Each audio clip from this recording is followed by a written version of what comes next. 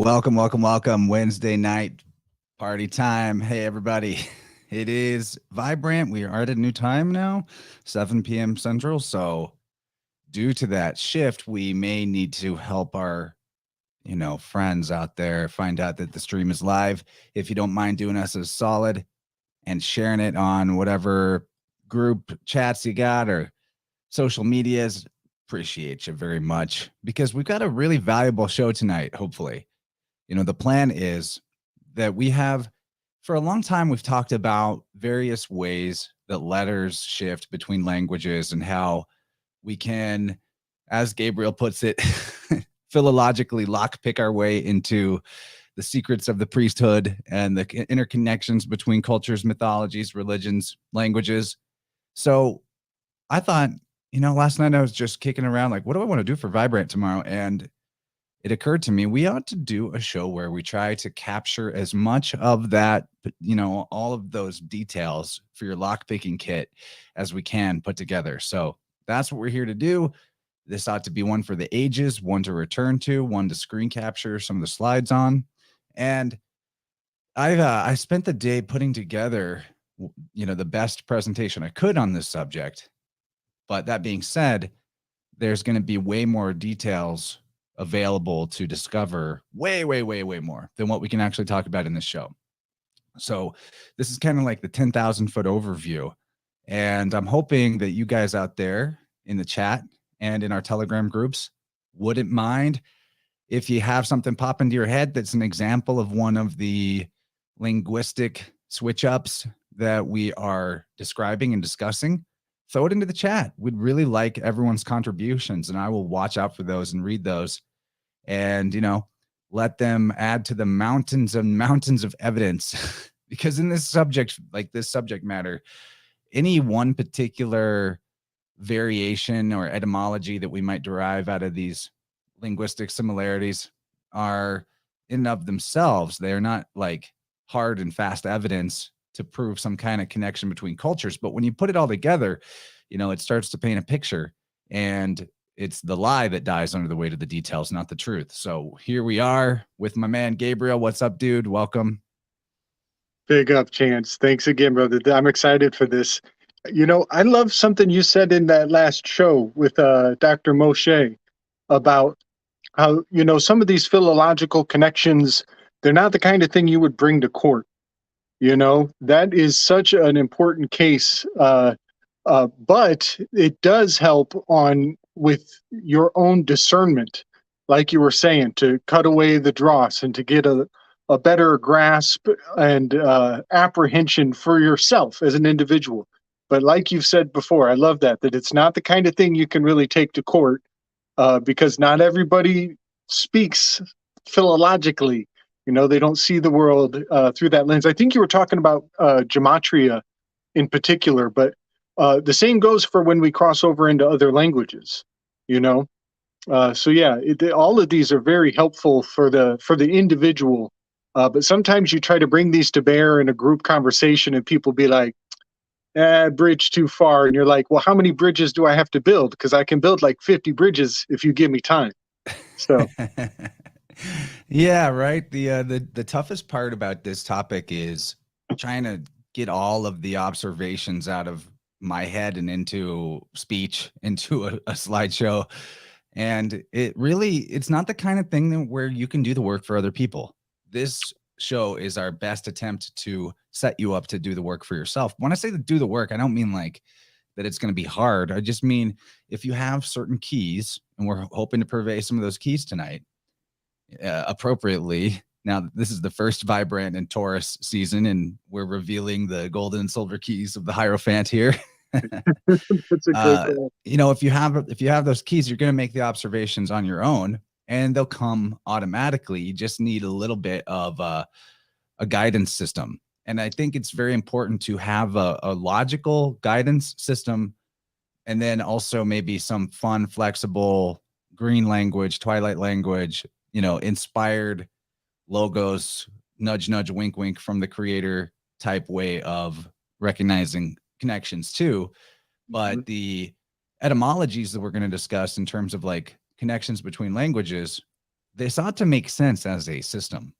And I know that the whole study of etymology is getting more popular in the truth community, which is great, but there's also a lot of fast and loose etymology being done. I'm looking at mainly things pertaining to the Bach saga, where I'm not hating on any one person in particular, but there's a lot of folks out there, especially purveying that particular narrative of the Bach saga, which has some good things to it. It probably has some true elements to it, but it gives the whole field of etymology a bad look.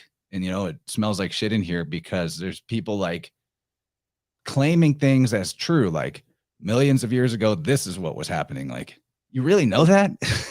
What? How can you just make that as a claim? So what we're hoping to do here is not to make any kind of like hard and fast claims or tell you we know exactly what was going on in history, but that we can show connections, and then that those connections tell you a different story than at least the mainstream model. And then we're all in the same boat together of, I don't know, but I don't know. And seeing the ancestors as more intelligent and more empowered than the barbarians that we're presented for most of the cultures of the world. I think that's going to be very helpful to all of our, raising the sea level of consciousness. So nice. I like to present this information as a kind of etymological system and consider it as such. Whereas other purveyors, and again, I'm not trying to talk smack on anybody or call anyone out in particular, but other purveyors of so-called etymology are making hard and fast claims without any actual legwork on like the back end of why this means this according to them. They just say it like, this means this. I'm like, okay, where's the receipt? And we may not have receipts for every observation we make here, but we're going to give you a whole back catalog of, tools that have a ground in reality and in actual linguistic studies and in real life examples that should make sense and should follow and should flow. Yeah, man. Yep. And something that it just dawned on me last week. It's always so like current when we do these projects. Oftentimes things are hidden behind cultural norms. And when we penetrate in and we see it, it can feel like it was nefariously obscured, or it feels like it was covered up, or the universe, somebody was working against you. And that's not necessarily the case. It's just that you didn't have the cultural context.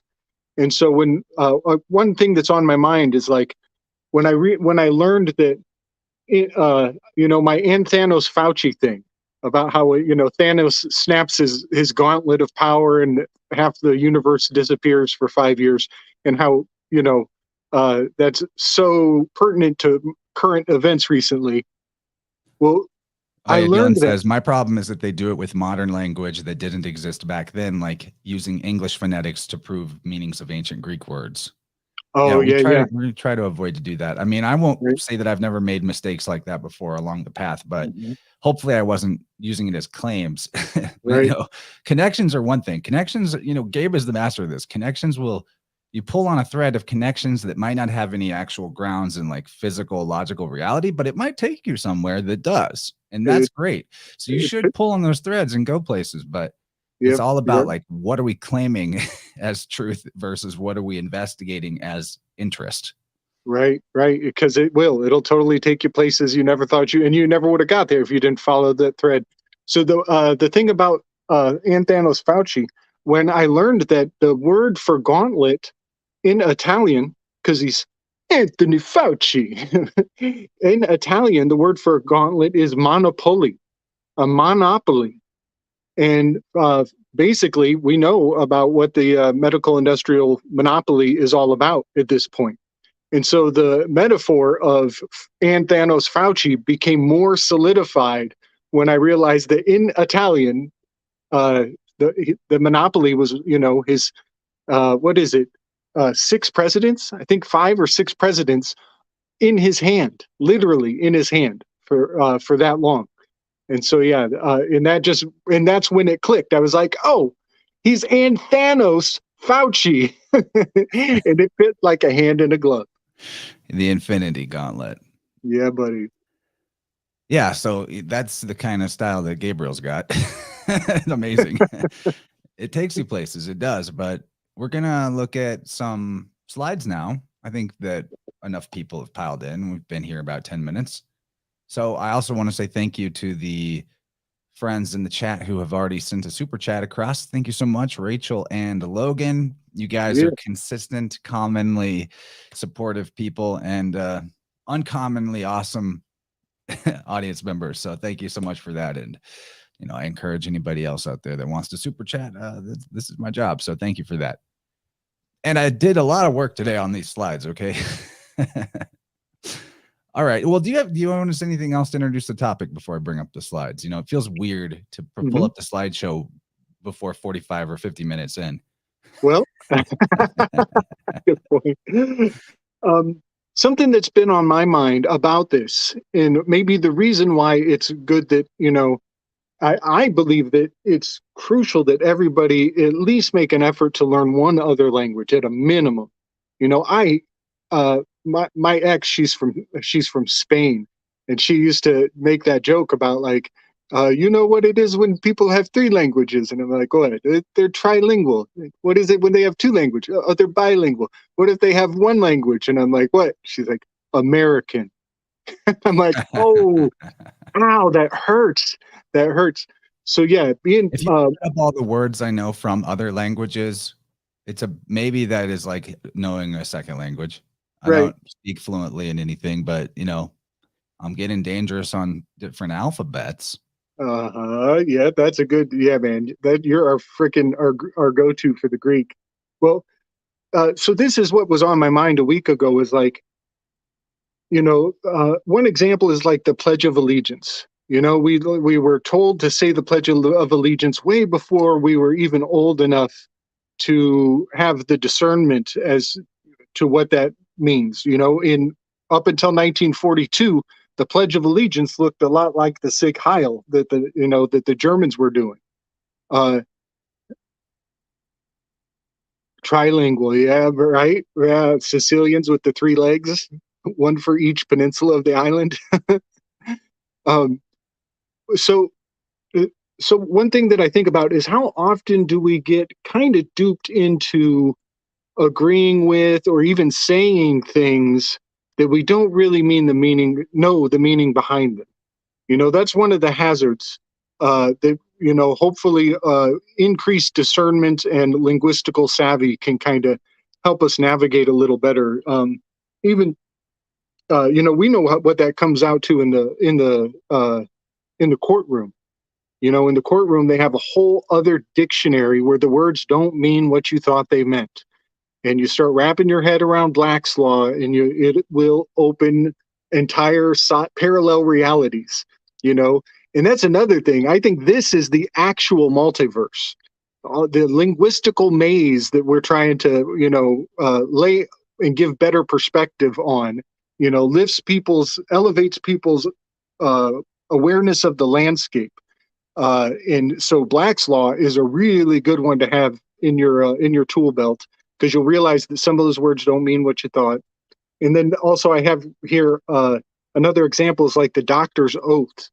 I looked into the Hippocratic Oath, and it turns out the doctors, they don't say a word about do no harm.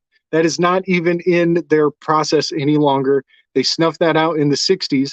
And then I looked into what it was before they snuffed it out, and they were making pledges to like Greek gods and like all the gods of the pantheon.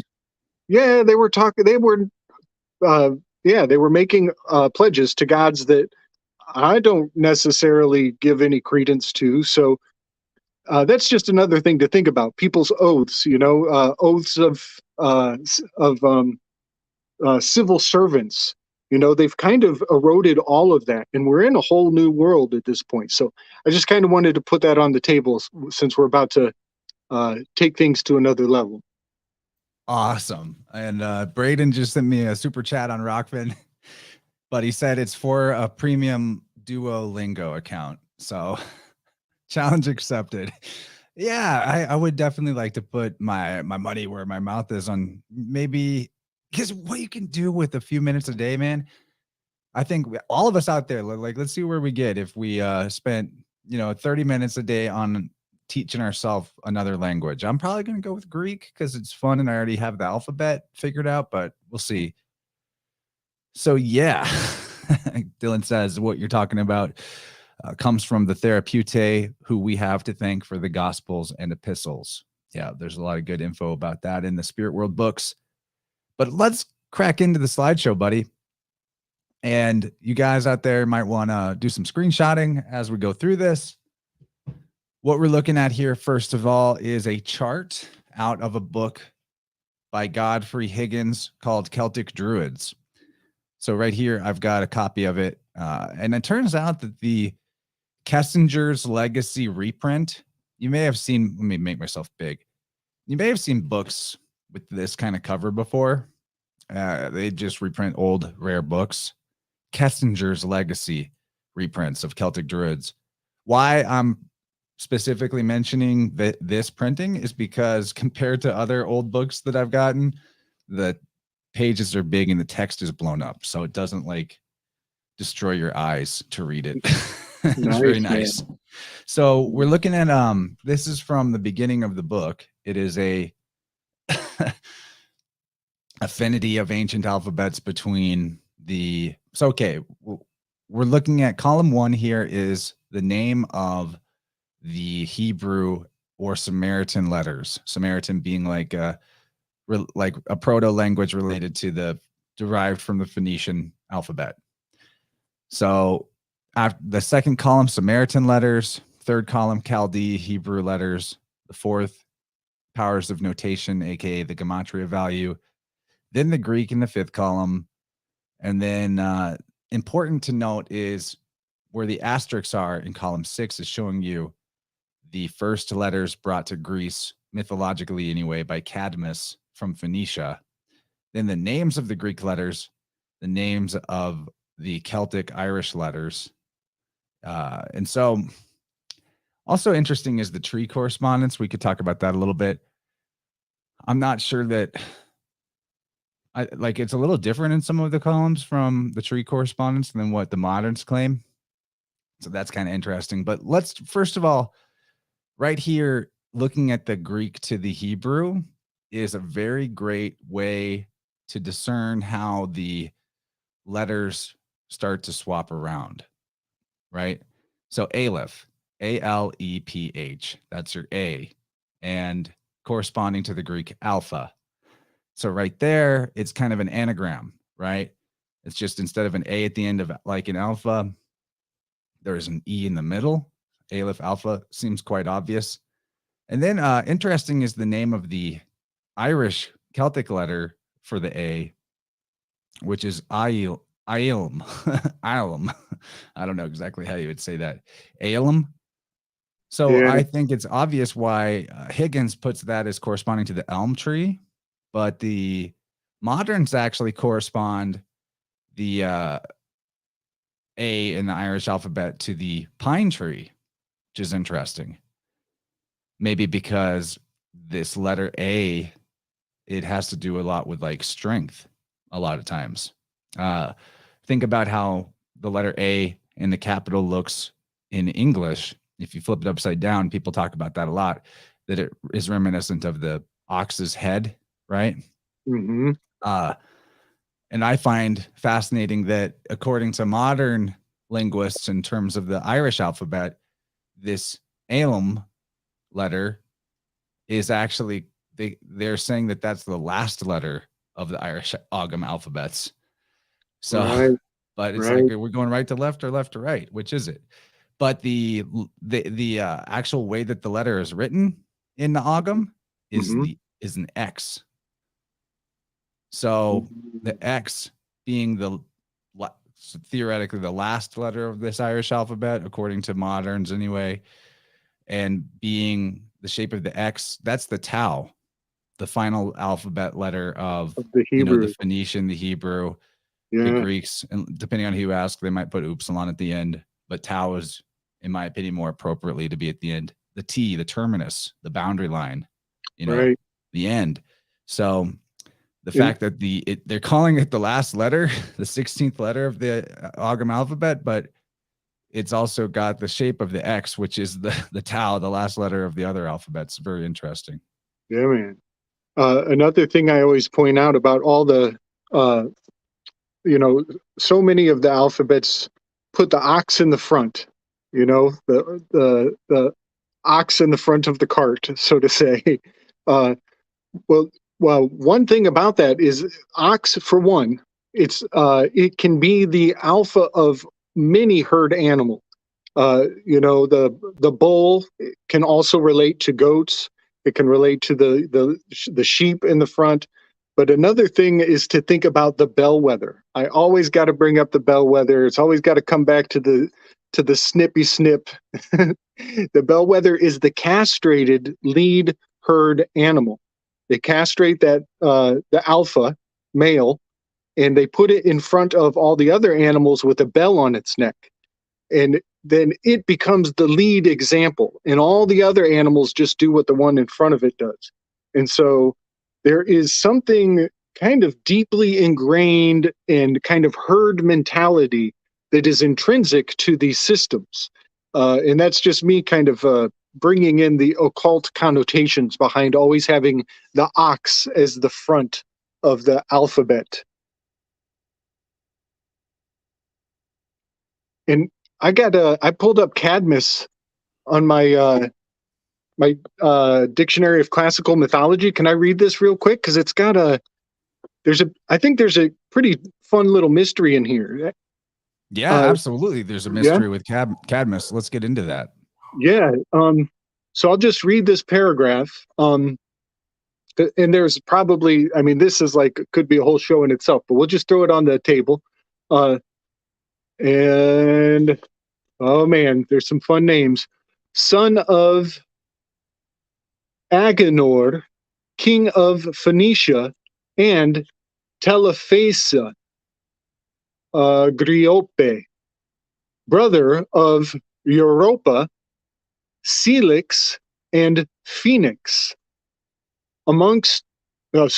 Famous for the search for his sister Europa, whom Zeus had carried away, overcame a dragon at Thebes with the assistance of Athena, sewed the dragon's teeth on a plain.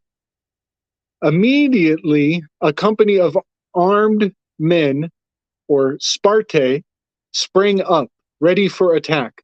Cadmus cast a stone into their midst. In the resulting confusion, all but 5 of the warriors slew each other. The survivors became allies of Cadmus and helped him build Thebes. He married Harmonia, daughter of Aphrodite, and had a son, Polydorus, and 4 daughters, Gavis, Autonoe, Ino, and Samile. Cadmus was the first to introduce the use of letters into Greece. In Illyria, Cadmus and Harmonia were changed into beautiful spotted snakes per Herodotus in the Theogony. And one mystery that I find maybe hanging out in that is that aspect of he's the literacy, he's the letter carrier, and he was married to a musical personage. Harmonia is, harmony. And so one thing I ponder with this is has somewhere along the lines, has the cultural nuance of tonality to the language been lost? Like, the language can survive in written form, but is there something hidden in the music, the musical way that you give life to this written system? And I think that there's something kind of beautiful about marrying what we know about letters written and the sing-songiness of those Eastern languages. There could be a lot of possibility in that mythology there. Absolutely, man. There's the name Cadmus tells you a lot. about it probably being a mythological character, almost for sure. So we'll get into some of the letter switches, but an obvious one phonetically for C is Q, right? Right. So in Hebrew, the Kaf Dalet Mem or QDM could mean eastward or to the east. So this is language is coming from the east, right? And then just in the like Semitic languages in general, that QDM typically refers to like something that came before or preceding. So he's the first one. He came before. He's the first one with the letters, right? So there's that. Yeah. Yep. And looking at some more of these names of letters, it should be pretty obvious the Hebrew Greek affinity and even the affinity to the Celtic Irish. But as a good way to start to look at some of the letter swapping that goes on, Beth to beta is a perfect example of how the H interchanges with the E, and the E makes it sound like an A sometimes. So Beth, beta, right? That's definitely in there. And yeah, is there any other observations we want to make about that? I find it interesting too, the elm tree in the Celtic mythology, which is being associated by Higgins with the Aleph. Although, like I said, moderns say that the pine tree associates with that the elm tree, according to, what Google says, it's guards over the underworld, that it represents places where there's an entrance to the underworld available. So that's also, if they're, it's the X symbol in Right. Ogham. X is the terminus. It's the T. It's the boundary marker. My God. That's the, the terminal point between here and the other side with the elm tree. Okay. All kinds of things all at once. I can't miss out on the QDM relating to Cadmus, and also the Qarim, the higher self from the Islamic faith. The Qarim is your guardian angel. The Karen. The Karen, yes. Yeah. And, so it's right. This entity that reports your behavior back to the demiurge. Right. And conceivably, when you plug that into this myth of Cadmus, is that the spirit that animates you when the music gets going, when the harmony is right?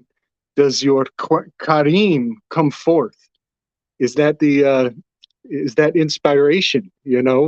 I wonder. I just wanted to say that. I see what Dylan was throwing down. I love that.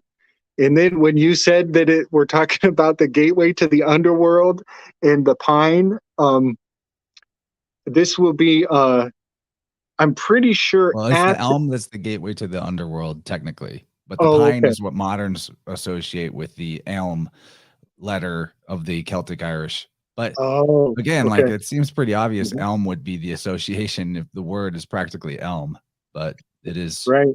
It's what they say. Well, when you so I have a connection to Attis, who I'm pretty sure his island was Cyprus. I'm pretty sure. And Cyprus is where copper gets its name from. And if we're talking about entrances or gateways to the underworld, we're very likely talking about the mines, literally underground mines on the island of Cyprus, and children being the miners who were expected to go into the small caverns of underground locations for the sake of the copper industry. And that's something that's been on my radar lately. I mean, it's kind of a dark thing, but I'm seeing a lot of little hints and innuendos around using children for mining operations. And Attis was and Attis was a youth, an abused youth, who was put on an island and had to earn his way back into the good graces. So that kind of mythology plays on a lot of probably little kid psychology for hundreds of years there. Definitely. And then they even that makes me think of the Marvel movie Guardians of the Galaxy, how they portray Peter Quill as having been basically trafficked as a child by these alien pirates who decided to keep him because he was small and could fit into places to steal shit, you know? Dude, And he's definitely like dude. the solar hero of that whole thing. Wow, bro. Wow. And his name is Peter Quill. Yeah. Yeah, man. Wow, you nailed that. Freaking home run. Dylan says, what about a fir tree, which is a pine? F and S looked interchangeable in the English from a few hundred years ago. Is that the sir or the tier tree? Yeah, that's a great point. And the also talking about the terminus element of the X, the last letter of the alphabet, and the bridge to the underworld. The pine is clearly symbolic of that, in that it's the evergreen, according to what I looked into about the pine, the Druids associated it with the coming of the sun after the winter. So that's like the rebirth moment for sure.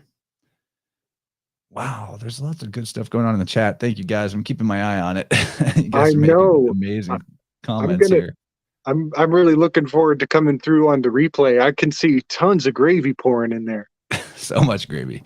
Yeah, so we'll move forward here in our slides. Now we're looking at, and we might bounce back to the previous slide and this slide and look at them together, but this is just right off of Wikipedia, so take it for what it's worth. But here we have the Phoenician alphabet at top, which I think is the most interesting because we're learning about letter interchanges, right? So our alphabet goes A, B, C, and the Greek goes alpha, beta, gamma, A, B, G. The Phoenician has their whole vowel system, from what I understand or what I'm inferring, it's not super hard and fast about vowels. So they don't really have a corresponding value to the English alphabet between the first letter of the Phoenician alphabet. But if you look at it, it looks like a capital A turned on its side. Totally does. And here you see the below the Greek column here, you see the Etruscan, different versions of their alphabet. A lot more mysterious of an alphabet in terms of trying to guess what corresponds to what is probably, maybe a little more shaky because we don't know what the actual spoken words were to make a correspondence. But as you can see, there is what appears to be like an A, B, C thing going on there, A, B, C, D. And then the Phoenician has so much similarity to the Etruscan letters down below that it seems, very reasonable to think that there's a correspondence, and that, as Dylan talks about, the Etruscans, or the ancient Italians, were Phoenician people. They're the same. Why wouldn't they be if they're speaking the same or using the same letters? And here we see this T with a little dot under it, which actually symbolizes, is spoken more as like a TR sound, like tr. They didn't put those letters together in the Phoenician alphabets, T and R. So they had this circle with the X. There's your terminus X again. And then the last letter is the X without a circle around it. So, T and X going together, it's like, that's the cross, it's just different variations or versions of the cross. And there's so much we could actually get into with the cross symbolism related to that. It's the mark on the head, the forehead of the followers of whatever solar religion you might be talking about. But this is a really good little chart, and I think what's helpful about it is to see how in the Phoenician you have A, B, G. So G and C are clearly interchanging. Then D, and then H. But that's where our letter E would be. And we know in the Greek, H and E, the eta in Greek, are for sure interchangeable. And then this mysterious digamma, or what is transliterated here, the sixth letter, as W, but W has a lot of possibilities So they don't have an F. And then another weird interchangeability that may arise, in more ancient transcriptions of one language to another. I haven't found any examples of it that I think are solid. So I don't think I included it in the chart, but like the Phoenician letter Z looks exactly like our letter I, our capital letter I, which I think is very interesting and may lead to future discoveries that we just haven't had the opportunity to pick out yet, because it's not not an obvious switch. Yeah, man. This thing on the digamma, there's a whole lot to it. And I think I might have some of the roots of, we've talked about this, but just for this show, they don't even call it, they give it a superstitious name. What I see is they're dancing around it, because even the name digamma actually means twice three. So even when they say the letter that eventually fills in for that position, which has a value of 6, its name is still twice three. And what I think we might be looking at is the Pythagoreans. They had a superstition about not correcting what is an error, or not talking about negative things in public places. And so one example of this is in, I'm pretty sure it's Alcibiades, the Socrates dialogue with Alcibiades. He is going to give Alcibiades criticism, and he says it in a roundabout way, like they do with everything, these dialogues. But he says, because it's just you and I here now, I'm going to give you some criticism. And that little line is actually a Pythagorean observance of, we don't correct one another in a public place. We don't speak about things that are potentially negative in a public place. We keep them on the private side. And this is reflected in quite a few other things in Greek, I believe. For example, Hades' name. The way that they pronounce and spell his name, they actually skip the digamma. And so what I think we're looking at is, like, maybe the reason why certain letters are kept silent, they're present, but they're not spoken or brought forth on the public side, might have a lot to do with just Pythagorean superstition. In a really weird way. Like, and for example, sex and 6 are private. They're things that you do the sex on the private side. You don't talk about it and blab about it out in the public. So that's just kind of a little whiff of what I think we might be seeing, is just really weird superstition. And also F sharp. This F sharp is the dissonant tone. And so if F sharp has this strange, uncomfortable effect on people, there might be a metaphysical, I'll say a metaphysical reason to keep it on the private side, and to walk around it and call it names other than what it actually is, and give it this superstitious digamma designation. It's a dogma of digamma, is my theory. Man, that was brilliant. Yeah, I just think so much about, like, the f sound being kind of like a lispy S.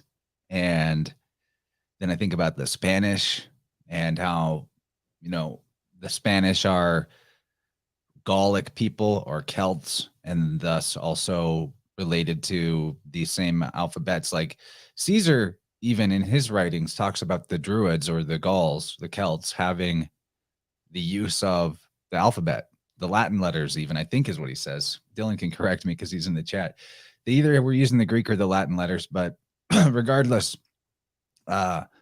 the Spanish, right, where so much of the epicenter of inquisitional craziness seems to come out of, maybe even worse than Rome in a lot of ways. Yeah. Gabe, but I know you're on this tip. So if the S and F actually do have some correspondence to interchange, which the mistake of that is the only place where I can see that it's extremely evident is in Old English, where the lowercase letter S looks like an F in Right. modern alphabets.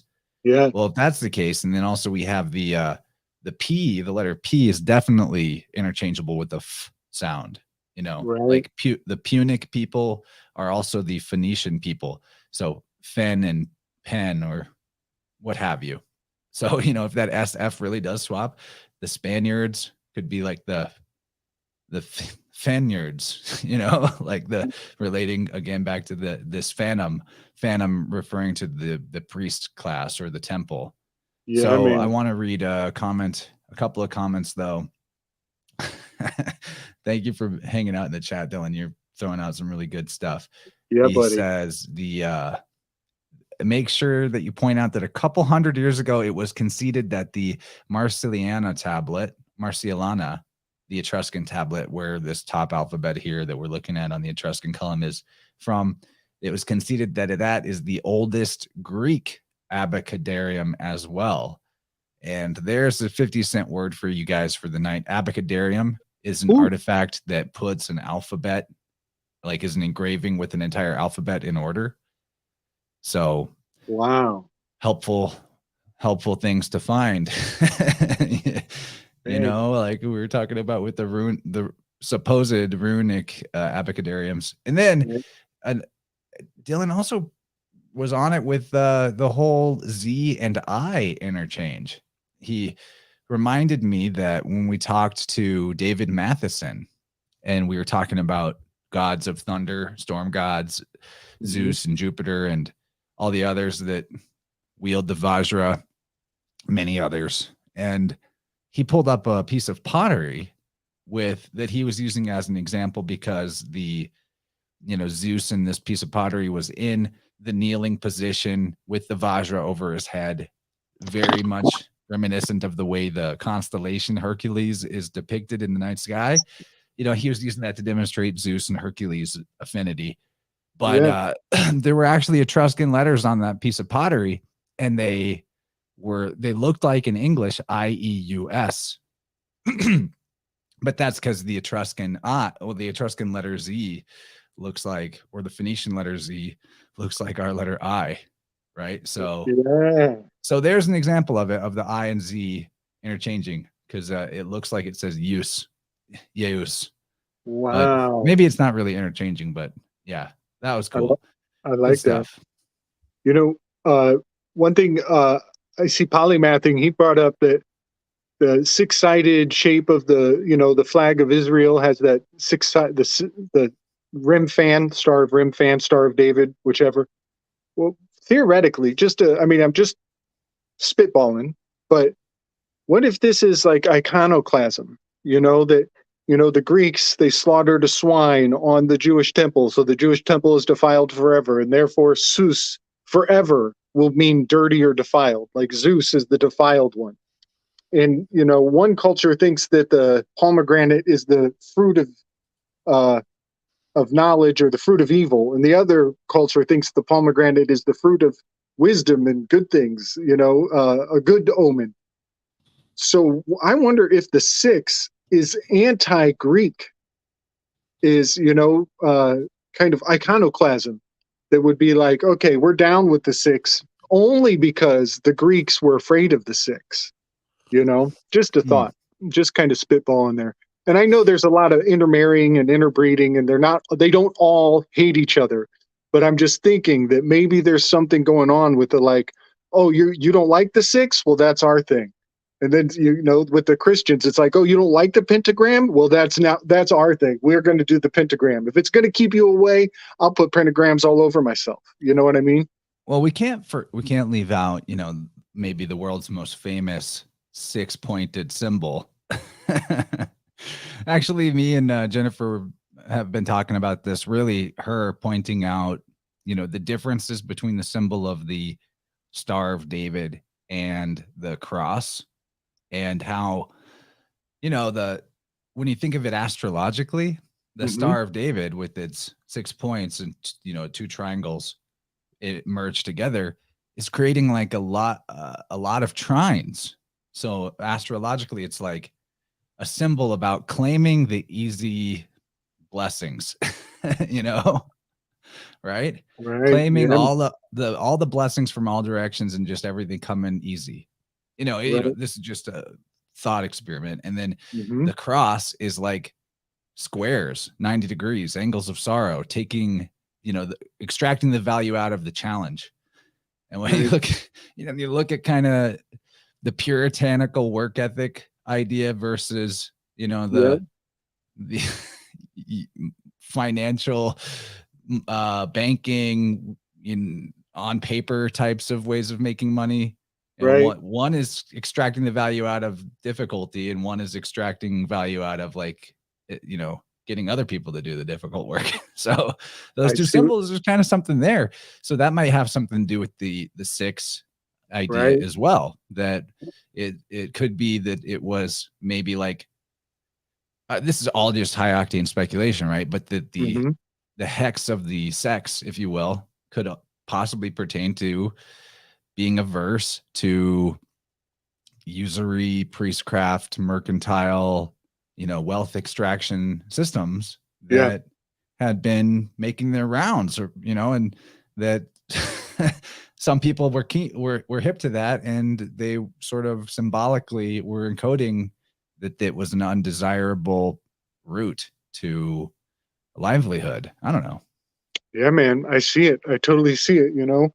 Uh, man, there's a lot there. So the flag of Israel. By the way, for the record, the state of Israel is not the nation of Israel. So there's right there we have a huge deviation going on.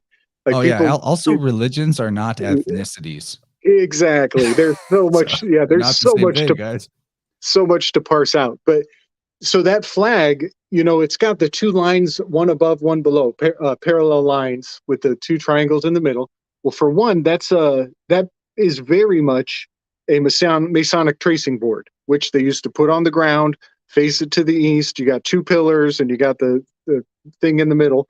But also those two lines, you fuse them into the stars or the triangles, and it will yield the earth, wind, fire, and air. Right. Take action on the square. Very Masonic. Yeah. Yep. Yeah, those insights are thanks to beautiful wifey Jenny G. Thank you. Yeah, Jenny. Big love. But yeah, but just that's a great point. I love that the other one is 90 degrees times 4. 94 is plutonium. That's number 9 on my Enneagram. Interesting enough. Hades, god of the underworld, the Platonic realm of forms, in fact. He's Plato in the Symposium, that number 9. And idle, he's idle. He's stillness, the number 9 in the Enneagram. Slothful, stuck in place. Big fat tulpa. All right, what's next? All right. Well, next, bringing up again the Phoenician or the Punic alphabet. Just wanted to put this in a side-by-side comparison with the Hebrew, the Greek, and the runic alphabet. Now, I don't know that there is like an official order of the Futhark alphabet. That's actually where Futhark comes from, is the order, starting with the F, Yeah. RT, etc. But if you put the runic alphabet in the A, B, C, D, E, F, G order, you do see that there is some level of affinity between the letters. Especially looking at the B rune, very similar. The C rune looks actually like a tilted over Phoenician Gimel, right? Uh-huh. So this is just for interest, right? Even like the Phoenician D or Daleth is like half of a runic D. Right. It's not 1-to-1 between every letter throughout the whole thing, but if you look at this closely, I think that there's enough similarity to conjecture an affinity between the systems, and especially when you consider, as Dylan pointed out in a previous conversation about this, how the letter rho which is the Greek R, looks like a P. So it is not completely out of the realm of possibility that a transcription error where something was being called Punic would actually transliterate accidentally to runic. You know, that's not outrageous of a claim at all. So I just wanted to put these all side by side together, you know, for posterity, for interest. Even like, look at the runic X rune. It looks like an upside down T. You know, back to the whole Tav X weave we were just on. Yeah, man. Yeah, and the R looks the same or similar enough. I think there's a there. That's all I'm saying. I think there's a there. And it isn't it funny how like we use we still say, you know, are you fluent in this language? Are you fluent in that language? And you know, people that we call, I like to call them elitists, like wannabe elites. They are also synonymous with affluent. They have affluence, and so so many things. You know, I think about the more languages that you know, the more success you can experience no matter where you go. You know, these world travelers. It's kind of part for the course is to be able to, you know, transition from one language to the next with as little difficulty as possible. Yeah, crossing over the multiverse. I think that's a great weave you pointed out, that knowledge of multiple alphabets or languages is the multiverse. I mean, it's right there in the word, right? Right. Yep. It's a lot more plausible than invisible alternate realities somehow touching this one. And another great, I mean, there's so many superior metaphors for the multiverse, but another one, we've touched on this in the demystifiers, is that lies, the navigating the world of lies, which is the blackmail industry, which is also equity, which is the wilderness. If you know the lies, then you can walk in a parallel dimension. And that's just something else to think about, that lies generate parallel realities very quickly. And some people can, you know, have the keys to that whole maze in and of itself. So that's something to consider. That's so true, man. The lies are where complexity spirals out of, honestly. Right. Which is why you got to chase down little details, because that's what kills the lie. Yes. Oh, man. Okay. And we talked about this in the tele chat today, but there's a term I just learned today called Cleodynamics. Cleo is the muse of history. She is depicted often with a scroll, specifically the Thucydides' history of the Peloponnesian War, and she has a horn on her hip. Those are the two symbols of Cleo. And this term, Cleodynamics, is how history changes, the inevitable rise and fall of empires. And there's a whole field of research with that. But what it brought up in my mind was the Cleonian lion skin. And I know some people call it the Nemean lion skin. There's another term for it, but I like the Cleonian lion skin because it might imply that its wearer is educated. They got the cat on their shoulder. They're educated. They got their little whatever, their merit. They're wearing their merit on their sleeve. But they also, if it's the Cleonian, does that mean that they know the true history? That they actually know how to speak all of these different ciphers, many tongues. They can read and write in other cultures, and they know the interweaving of all of the treatises that these wars have initiated, so that they're a master of international law as a result. Just a thought. I'm going to read a couple of good comments from our chatters too. So another Dylan comment is the Phoenicians called Saturn, aka Kronos, by the name Israel, according to Porphyry, cited by Eusebius. That's a big weave. That's a big weave. Saturn called Israel. We'll leave that there for now. And then James Kaplan, thank you, James. He says, if we use today as an example, everybody in the world says English is the language of commerce because of Great Britain and USA. So I can see the Phoenicians being that language in ancient times. Yeah, dude. Exactly. There's a modern precedent to it. Like everybody's got English. That's why it's the commerce language, right? Exactly. And then EQ Studies says Phoenicians were sea people. They mined tin to make bronze. Only places to find tin were Cornwall, England, and Arabia. So Cornwall was easier. Very, very good. I mean, what's the name of that island? Great Britain. Yep. Also, the top G of the Etruscans was Tinia or Tinia, spelled Nice. Tin. And tin is the ore pertaining to Jupiter, who's also Zeus, who's also the top G, Jove, Jehovah, Yahweh, etc. So yeah, the 10 will take you places. Wait, what's the symbol for 10 in Roman numerals? 10 as in the number? X. The X marks the spot, baby. So That's yeah, right. very good. Right. Very good weave there, EQ. It's all about the 10. It's all about the X. Triple X. Thrice great. Awesome. Very good. All right. So this next slide, if you were going to screenshot one, this is a really good one because I would call this the master key right here. Oh, yeah. Here it is.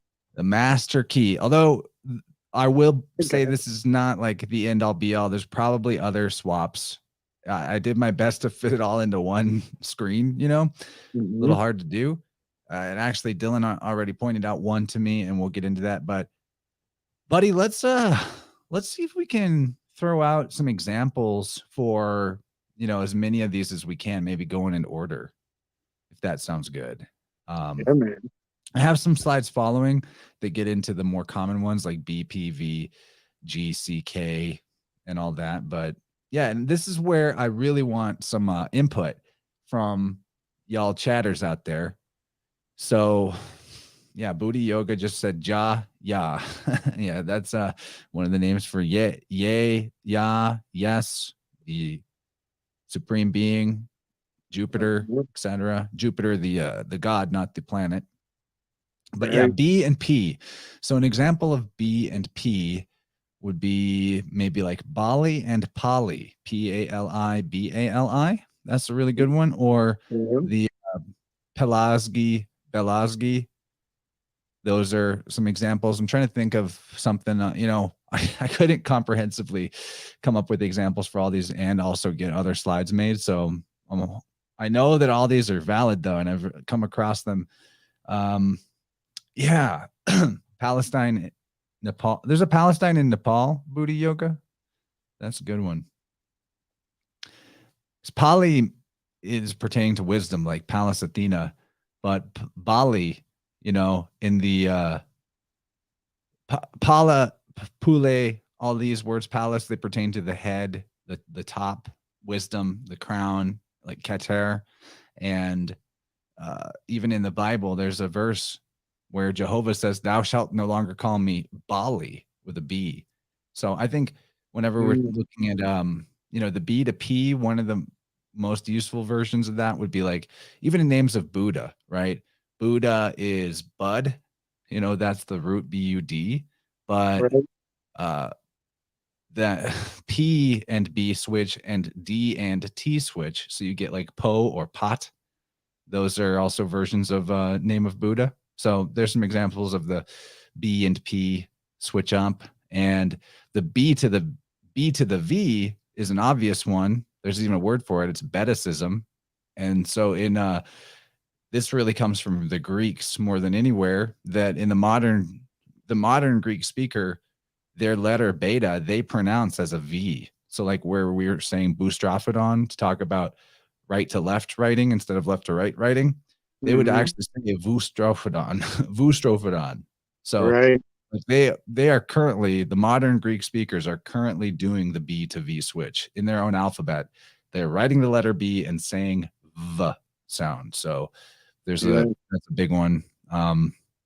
Yeah, you want to chime in on any of these? We'll do our best to take a swing at grab a lot of the examples that come to mind out of this particular set of cipherins.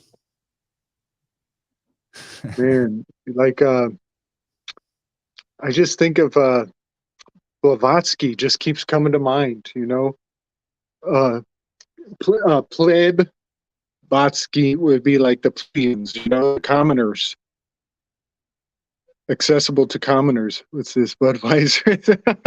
Budweiser. Yeah, that's so true. Yeah, that's so true. Budweiser is a tautology. Tautology. Yeah, that's a Buddha reference. They do this though with products. Like it's been going on. Yeah.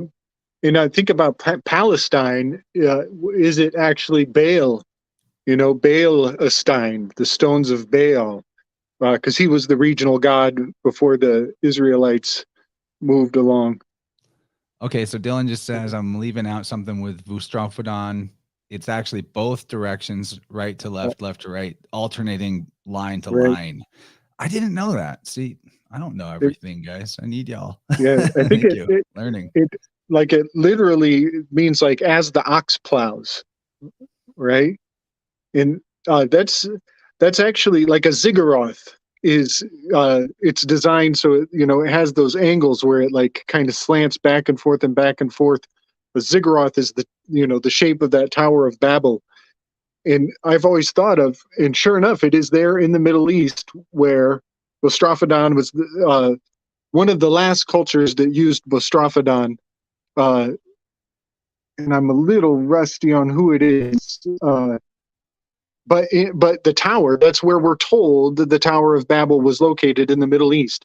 So when the tower collapsed, it would have collapsed off to the west and out to the east in two directions.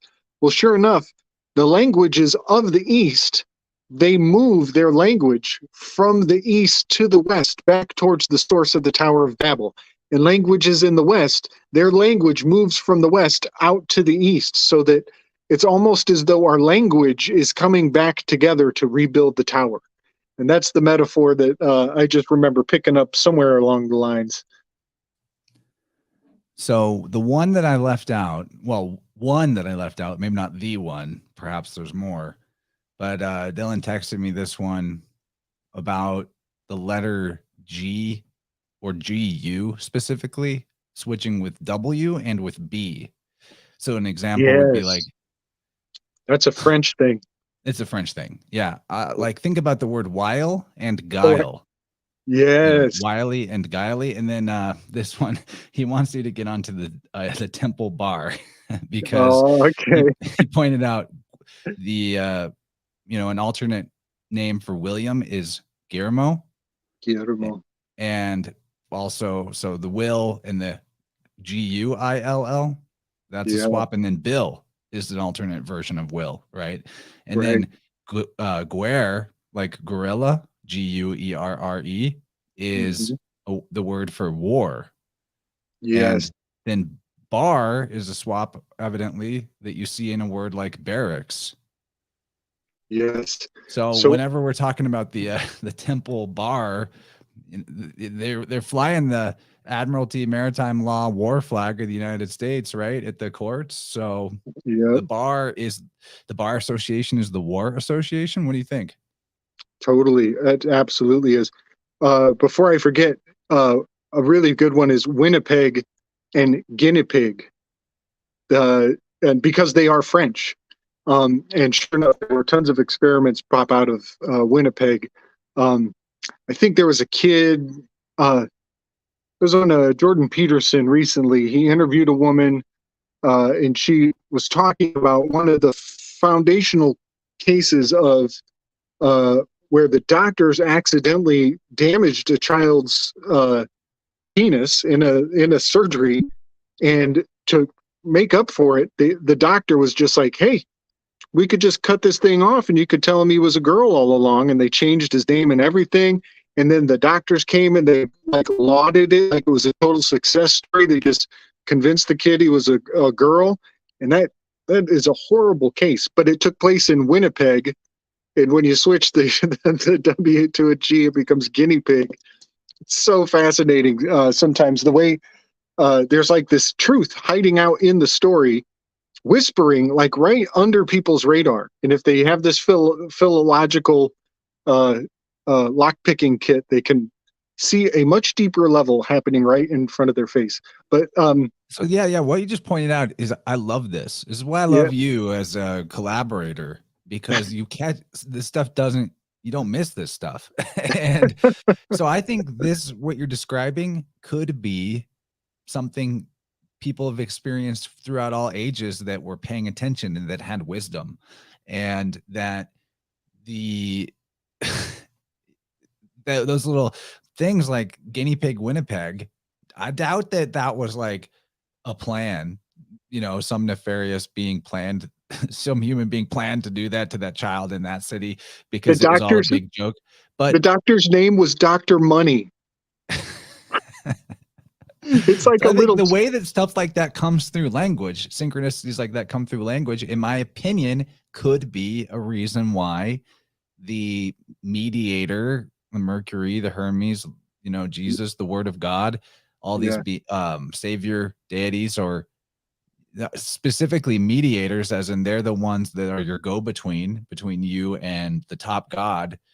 That why would the Word be the mediator between us and God? Because God creates this world and the stories that the world is made out of through letters and numbers in some amazing and incomprehensible fashion. I mean, that's my personal philosophy. I think that Yeah, man. that's why what we're doing right now in this type of work is, in my opinion, even if we get very logical and hyper left brained how we examine it and try to be as, chase down leads with as much impunity as possible, that it's still spiritual work, man. Because like the Yeah, more you buddy. open your horizons to see what connects to what, the more you will catch, the more you get the joke, And I think the author of this realm, as Dante calls it, the Divine Comedy, is hilarious. The author of this existence is hilarious. I totally agree. I Dark totally humor agree. and lighthearted humor, all types of humor. It's just constantly funny. Oh yeah, man. Like there are so many examples. That's like one of the most gratifying thoughts I have is, a lot of what we do to kind of make it left brain, it turns it into a conspiracy and it must have an explanation. Maybe there's a grand cabal behind it all, or there's something really fascinatingly metaphysical that has an amazing sense of humor behind it all. I love that weave. One example is like punish. Well, P is the phallus in 1,000 million ways, and then the rest of it is eunuch. P eunuch. It's the P eunuch, and the all of this punishment is just kind of fascinating how Freudian the realm truly is. Uh, uh, whether you are into Freud or not, the realm does work in very strangely Freudian ways. So back to the matter at hand. So some of the letter swaps in here that we're going to explore a lot in column A in a few future slides, but that F to V, F to W switch, that is really coming in the form of the digamma being in the 6th letter column. For sure. G and J, that's an obvious one, is phonetic, the J sound. And, if you listen to yourself talk, you might even slur your words a little bit sometimes and make a K sound when you meant G, the G K switch. So that one's pretty evident. G to F, I might need to look if I can find a good example of that. But do you see any popping off this list that you want to give example to? Yeah, well, one thing that I find is sometimes uh, their their gematrological value is an interesting thread, like the C, the K, and if I'm correct, I have to look. Yeah, C and K are both 3 in septenary. I'm not sure where Q is. Um, But yeah, sometimes their gramatological value is actually a direct tie-in. Um, and oh, L and R is a crucial one, man. That is such a big one. That's probably the most socially well known. Like, you know, a lot of people just at surface level, 101 philology, they're like, oh yeah, that's, you know, that's a, but it is so rewarding uh, in so many ways. It's probably the most common, but it's also, it's just funny that it's left and right. You know, it's they're both hands. They are both your hands. Your left and your right, left and right foot. They're the same thing. They're just on one side and the other. And then the other most common is the M to the W. You know, the mater of the matter of the water of the matrix of the way of things. Let's see. I'm I, gonna J. read a couple of examples that come out of Spirit World, A God's Acre for Winds of the Soul, fourth book of Dylan's Spirit World series. You can catch the audiobook narrated by me if you're interested in that. Mhm. So the H to F interchangeability is one you see between Spanish and Latin, as in hacer, which is to do, and facere, which also means to do. So facer, hacer, there's a good example. And then another one is and I didn't even get this in the list, but he points out that in Saxon, the L was aspirated with H. So the word loaf, for example, was hlaf with a at the beginning of it. Wow. And so you see that also. I'm just going to read this paragraph right here. The words loop and luve are the same as flow and fluve. So there's a F going in front of the L as well. The Greek digamma being replaced by F. The UV combination is equal to W. So fluve is where flow comes from. You also see, yeah, it's good. I'm going to leave it there, but that book in particular is probably what, really changed the way that I looked at language forever. I would definitely start there if you haven't checked out any Spirit World books, but you're pretty hip to astrotheology and law and stuff. All of them are good. I don't want to say skip the first three, but God's Acre for Winds of the Soul kind of stands on its own and will give you tons of great examples of some of this philology. Like, here's a good one. I'm just kind of scrolling through this book right here. Potato comes from its Indian form, batata. So batata, is it potato, batata? Yeah, so there's a P to the B interchange. Really good one. And I don't want to just pick only examples out of this book, but we could just go through the chapter that this is from, and there would be a nonstop gravy about this. That's a Right. lot of chapter 2 and chapter 1. Maybe chapter 2 has a lot of that. It's an amazing book. And says it is. You wrote it. Good job. And if you buy the audiobook, you're supporting me too. So That's right. totally crushing. So one that stands out right now is the J becomes the I, has the Y sound because J is a late arrival to the alphabet. But one thing that is kind of funny is how ayuda, which is Judah, in Latin that means helper. To ayúdame is help me. And I just find that so fascinating that the name of an entire nation of people can be synonymous with helpers.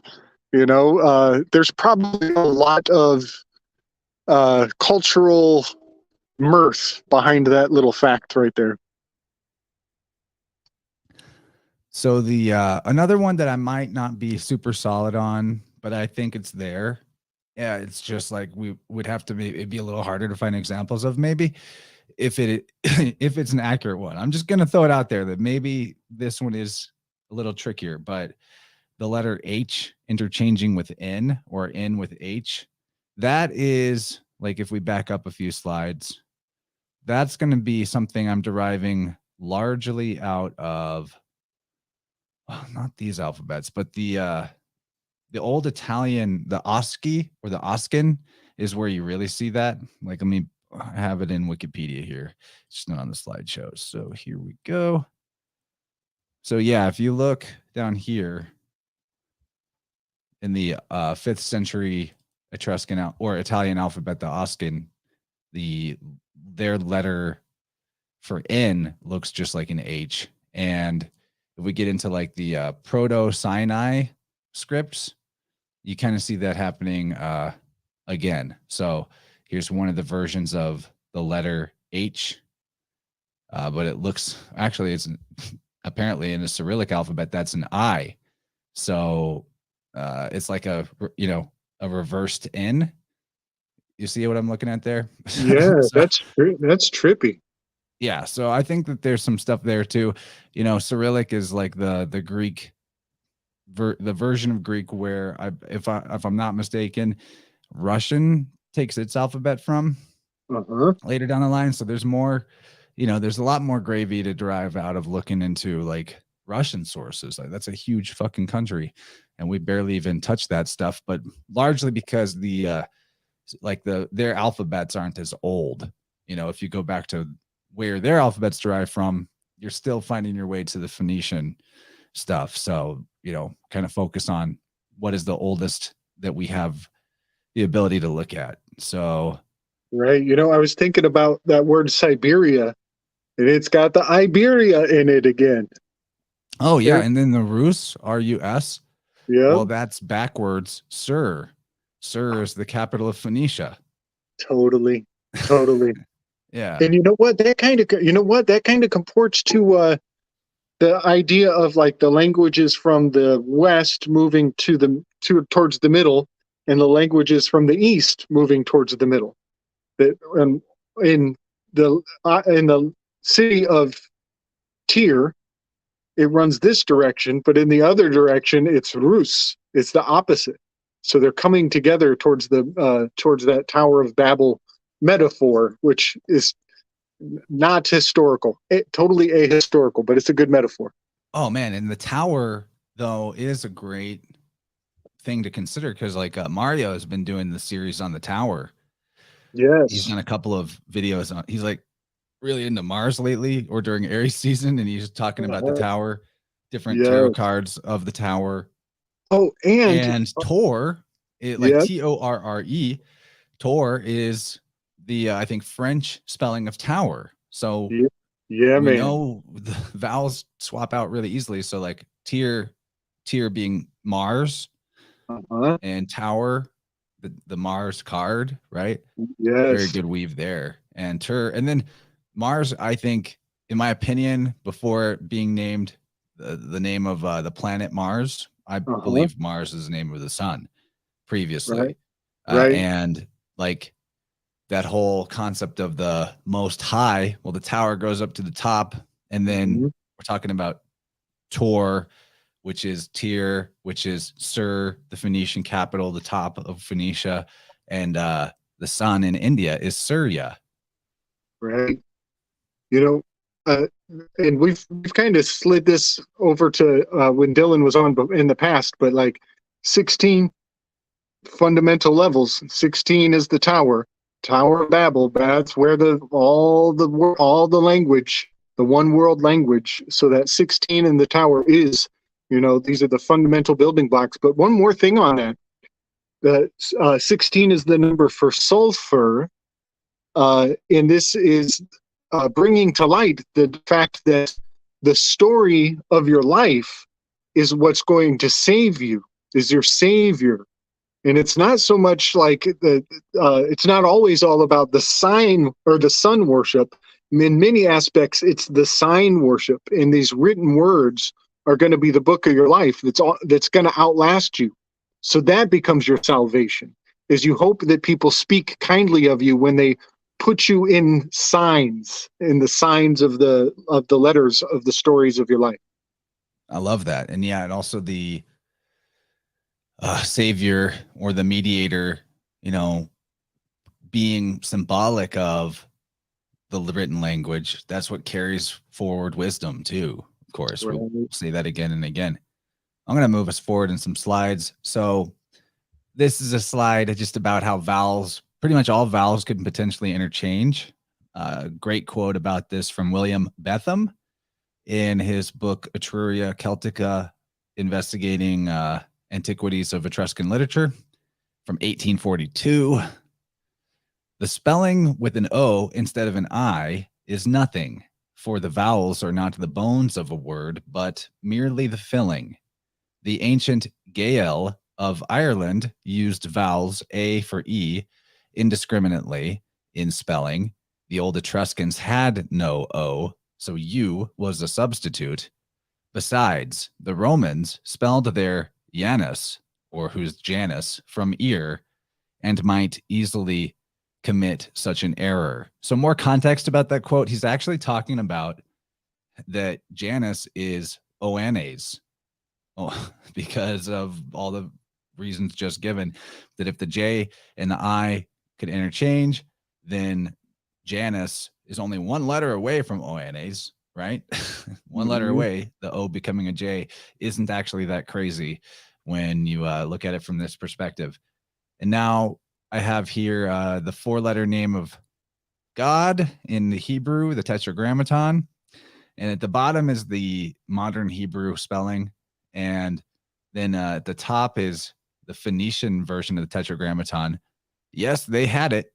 The Phoenician Tetragrammaton. It's the same four letters, just different alphabet writing style, but they had the same meaning and they had practically the same name for the letters.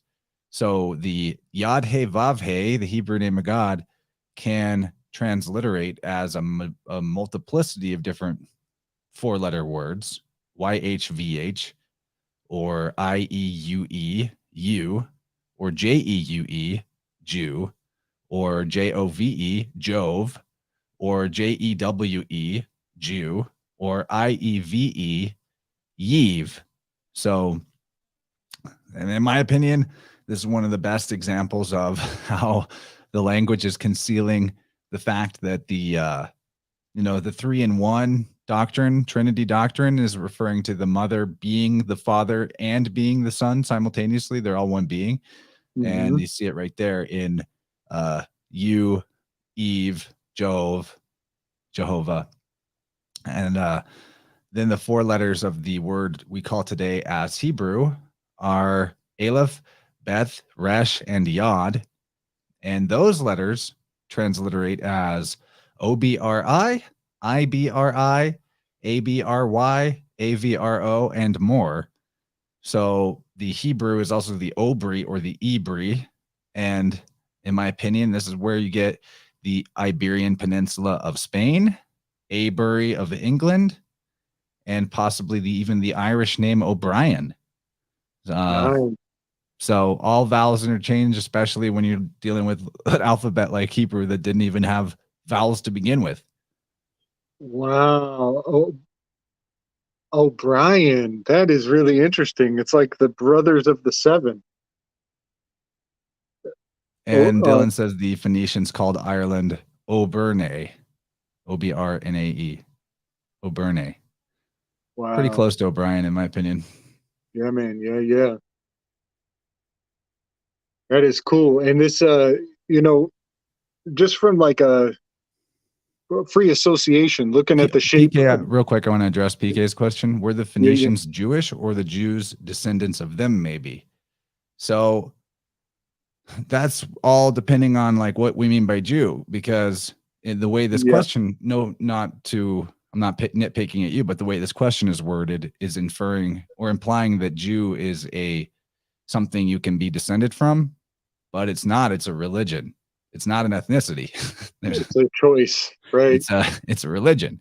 So in the sense that the Jews, the Jews are Phoenician in the sense that they are using a similar alphabet. It's a similar priestcraft. It's there's definitely a line of descent there, but I think maybe the Jews of the more modern times in the last several hundred years are kind of piggybacking on a system that already existed and then claiming that it's their own. which is the same game that then Rome played with Christianity, piggybacking on a previously existing network and system and then claiming it's their own original thing and doing their damnedest to hide all evidence to the contrary. I think both sects have been guilty of both things. Right. And so, another Dylan thing says, though, Phoenicians were European, Celtic, German, Gaulish. The language is not Semitic. Not that a Semite is even a real thing. Right, right. So, yeah, there you go. And in terms of like the blood thing or whatever, inheritance, you know, there are 12 different deviations of that within all of these categories, which just makes a mad scramble out of things. But, you know, we've established that tribe is an anagram for birth, you know, so there's that, all of that is, makes it infinitely more complicated. So yeah, there's something to be said about the how umbrella categories just utterly complicate things, almost in that makes everything into its own multiverse in a strange way. But yeah, when you got 12 different tribes, then the homogenizing becomes really convoluted. Okay, so I have a couple slides with more examples, trying to have fun with it. Oh man, the for some reason it didn't translate the bold letters. I tried to make the relevant words bold. In my PowerPoint, they are. How dare you, StreamYard? Somehow I lost the bold. It almost makes me want to just change how I'm sharing it so we can have the bold. That's just the kind of guy I am. I'm going to share it this way. Hold on a second. Let me get that up. Yeah, you guys are smart enough. I'm not going to fuck with it. All right. So here's some examples of B and P and V interchanging. Latin word for wine is vino. And in Spanish, one of the ways you can say wine is vino. And in Greek, the word pino is to drink. And we've all probably had wine before that they call pinot. Right? Mm-hmm. It's a drink. Wine grows on the vine. So right there, in just that little paragraph, you see B, P, W, V all happening at once right there. Nice. And in Sanskrit, Venus means Venus. Venus means to love. Venice. Venice? Like Venice, Italy? That's what it makes me think of. And so the M and W switch for sure is a thing between Sanskrit and Latin. Don't know about other areas where that might occur, but it definitely happens there. In Sanskrit, madhya is wine. If you swap the M to the W and the D to the T, then madhya is watya. Sounds like water. It makes me think of gods of love turning water into wine. Okay, so then on the second column, we have va tutto bene. That's Latin for everything is going well, or everything is fine. So bene is, that's very similar to vino. Bene, vino. See what I'm getting at there? And so if everything's going well, if you're drinking wine, everything's fine, right? Right. Even also, BN water that you drink, Pinot, is drawn from a well. And this wars happen on the seas, right? That's how troops get around. Mars, war, MW switch. Bell means war. War, war is where fell deeds are done. Bell to fell. Right. Also, I thought it was fun to just say bulls make fools out of the unprepared. And bulls are warlike, bell, right? Bulls are aggressive, angry. But make sure that you know the difference between belle and bella, because bella is handsome or pretty or charming, beautiful. Makes me think of fanatic. To be a fanatic is to have obsessive love, and even to venerate. That's another vene to love. Oh yeah, and fan That's like right out of the Phantom, referring to the priesthood. So Right, the priests are the fanatics. right, right. It And makes me think of the another god of wine and possibly even a god of love in a sense is Bacchus. Bacchus Vodka. has the mystic fan of Bacchus that Yes. is used to purify the grain from the Mhm. harvest. Uh, another one that's interesting. Let me make sure I got the spelling right. Although spelling with ancient names of old gods is a bit joke anyway. But let's see. One Angus. aspect of the fan is like, the king has his servants next to him. They're literally fanning him. Yeah. They're swooning over him with their fans. So I've talked about this one before. Yeah, Dylan says phantom is temple or religious edifice, right? And then if you're outside the temple, you're profane. Now, I've talked about this particular one before, but I'll try to start from the beginning. So the word for fire in Latin is igni, right? Like an igneous rock. It's when it comes from melty hot fire time. And then in Sanskrit, the word for the god of fire is Agni. So in Latin, igni, fire, god of fire, Agni. There's so many more connections to this weave, but Agni is also associated with rams or lambs, rides a ram.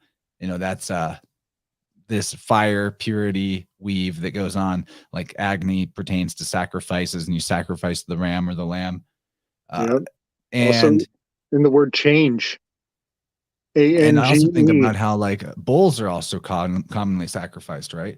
What's another word for bull is Angus. And Yeah. Angus is very close to Agni, in my opinion. The Druids were actually super into sacrificing bulls. Maybe this is a throwback to the age of Taurus because they're maybe a bit of an older element of the tradition or whatever. But I found out today that in Irish mythology, Angus is one of the Tuatha De Danann. Tuat, that's Thoth. Yeah. And he's probably originally a god associated with love, the god of love and poetic inspiration.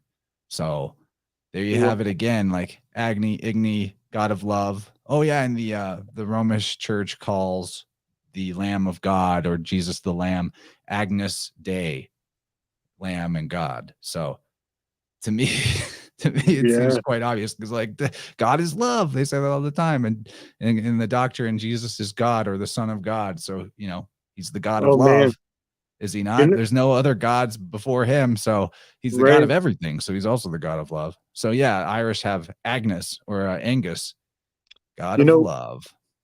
all of that brings up Vulcan for me very much, the god of the volcano, as well, because of the gift giving. He's the maker of innovation and contraptions.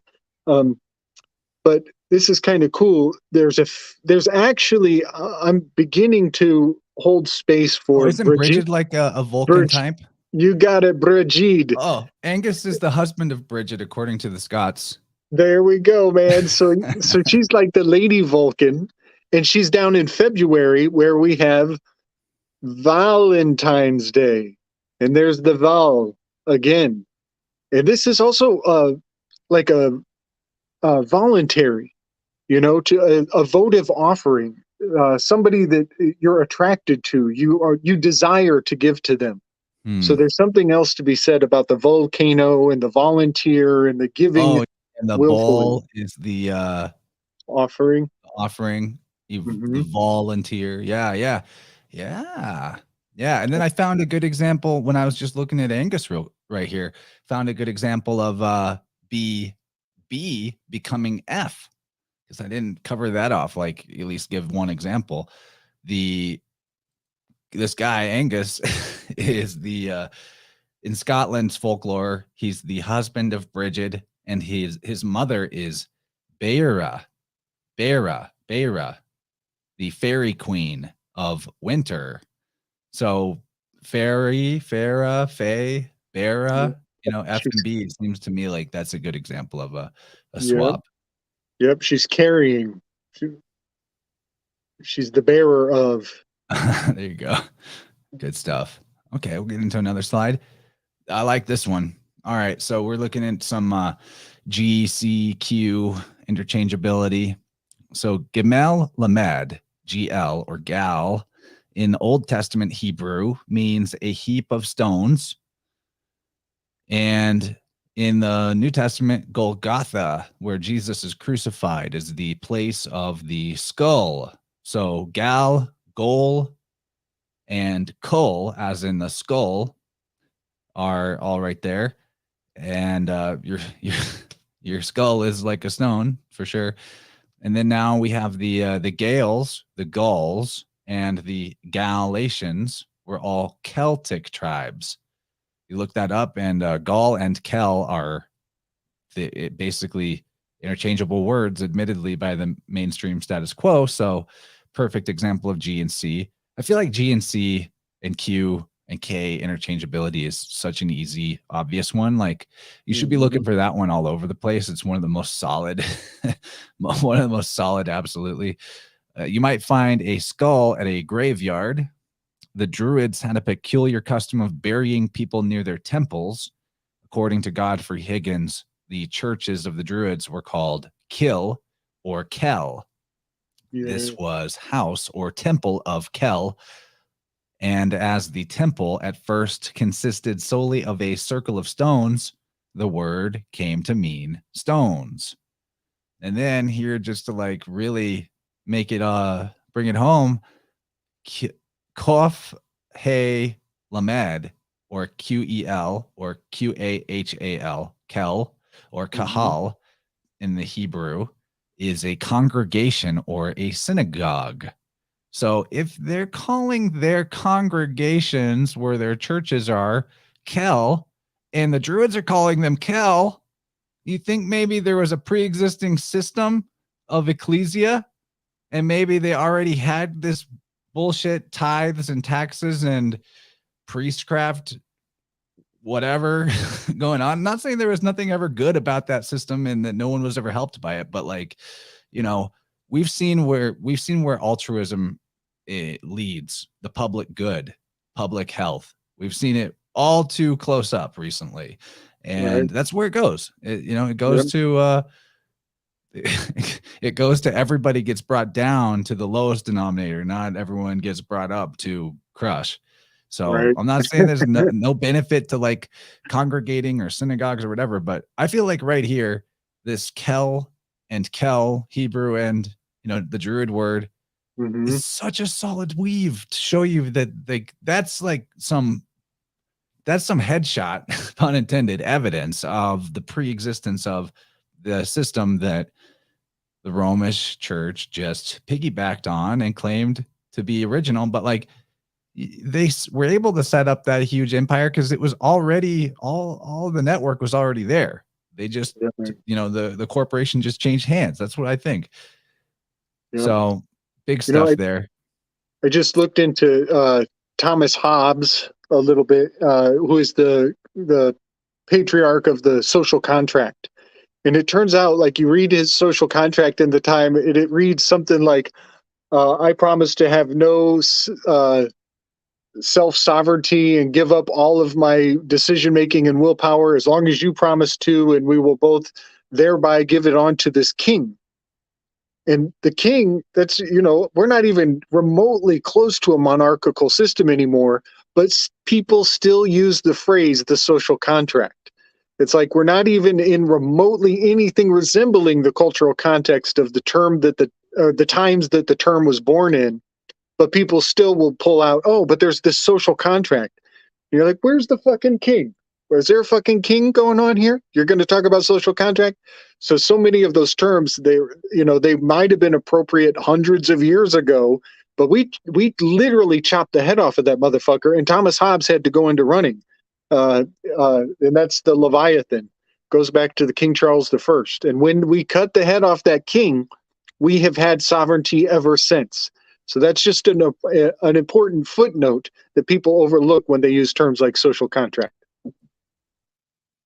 I just looked at the time and realized, my man, you got to leave kind of soon. You got another engagement. So I'm gonna book us through the next little bit and get as much of your commentary as we can. But here on the right, you see auger or ager is a measure of land in Latin, whence comes the English acre. I think that's related to the Sumerian word iku, especially when you see how R's get added into vowel sounds pretty all the time. And then I find this interesting, that the auger is a tool for digging post holes, but an augur is also divining omens. So in my opinion, the agrimensores, or the grammatici of the Romans, who were the judges of boundaries, were also, now the status quo doesn't say this. The status quo says that they were just free men, men of Frey. But I think that they were also diviners and priests. I think that the disputes were always handled by that class or that caste. And then here we have Gimel. The word Gimel becomes camel. That's an obvious one. Gimel, camel, G to C. Also, though, I thought it interesting that alternate meanings of Gimel refer to a gathering or harvest. So does Camelot mean a large gathering? I think it might. I think that might be what it is. Yeah.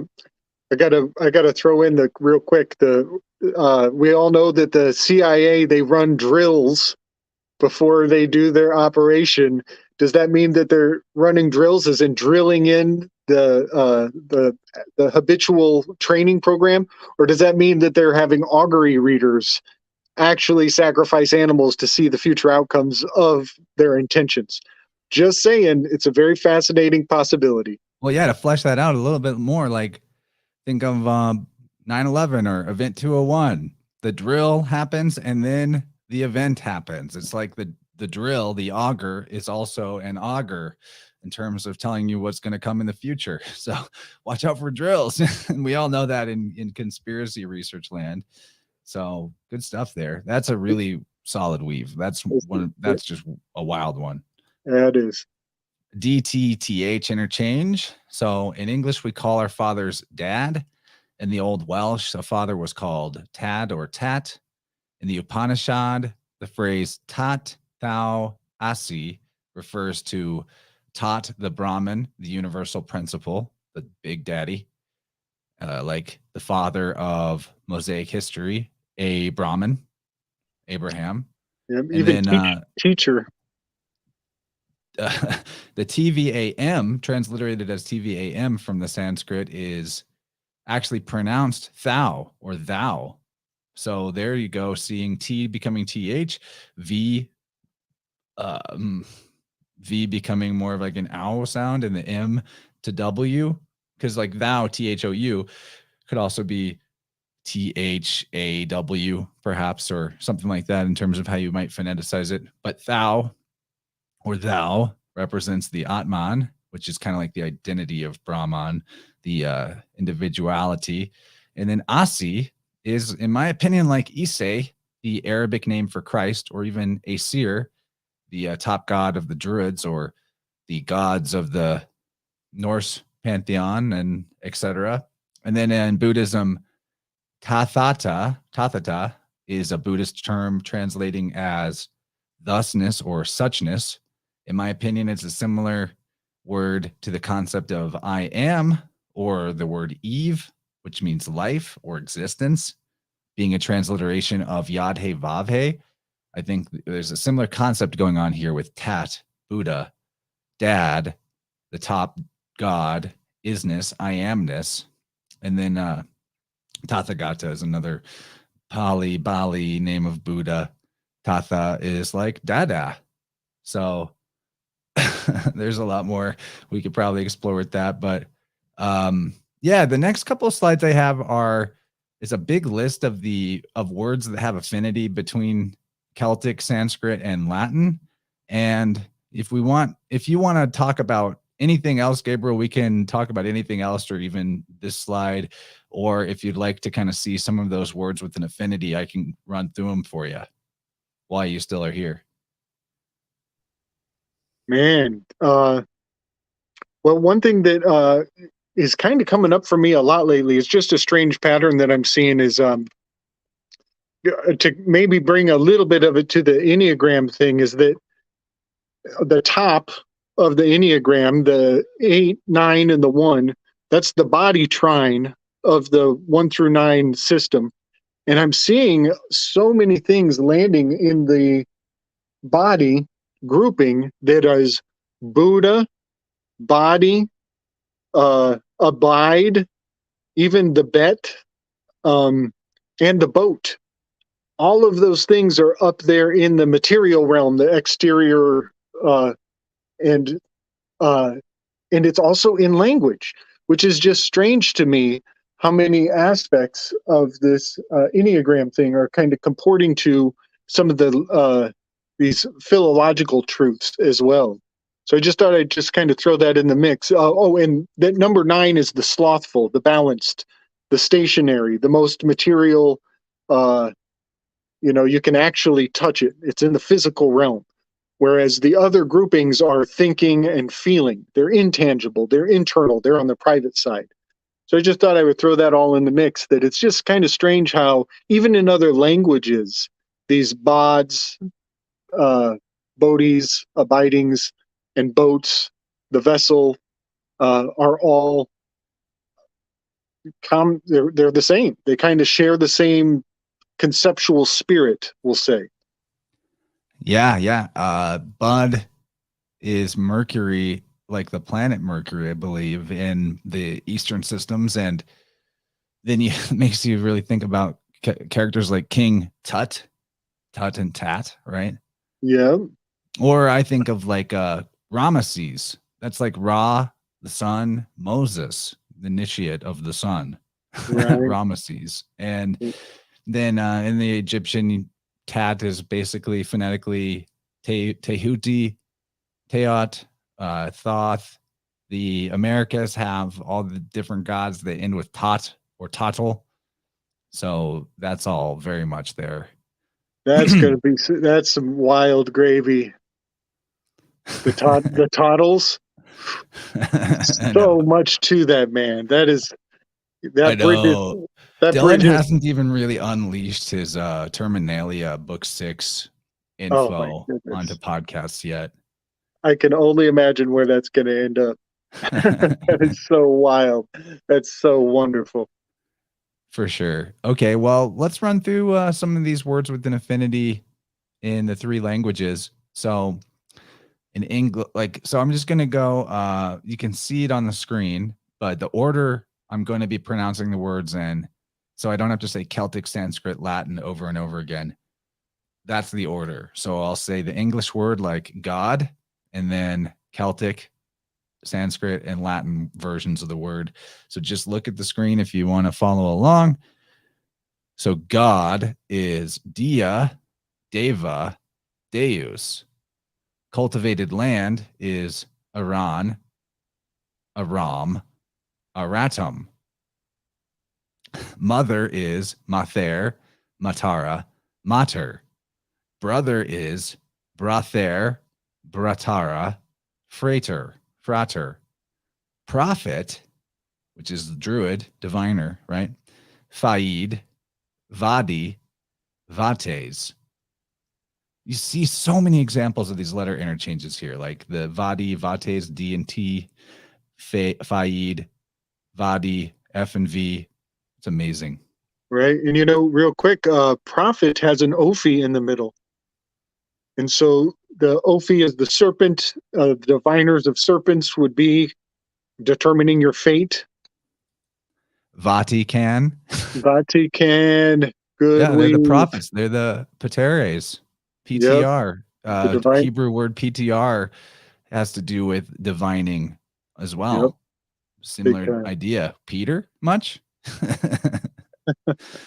Blavatsky. Land in the Celtic is ter or tier. Then Sanskrit, dara, Latin, terra. I just did what I wasn't going to do. I'm not going to say Celtic, Sanskrit, Latin for more of these. Ground, uim, boomy, humus, priest, sacard, sacradas, sacerdos, door, doras, dwara, fores. So there's an interesting one. We're actually seeing F and D seeming to interchange. Good one. Yeah, man. There's a lot more too. A word or a vowel, focal, voc, vox, vocalis, wet Right. or drunk, meothara, mata, madidus. You know, I want to, on the Vox and the focal, just a quick, the cowpokes, seen is to be without. So Vox seen literally comes back to without voice. Wow, dude. Without voice. And what did they do while they were doing that? They fucking put muzzles on everybody, and the whole First Amendment fell apart. You can't associate. You have no more freedom of association. They're going to put a red hat on everybody and a mask. All right. Go. Just had to say it. Yeah, dude. That's really, really important. Like, that's the kind of evidence you can't turn away from, man. That Right. that the priest system is still behind the scenes, the government. They never stopped. It's always been the same system. Very good. Bacchus scene. Dylan points out Baca, gets your Jesus juice. People, they're getting drunk on science. The cowpoke. Vaca is cow as well. Totally. Yeah, man.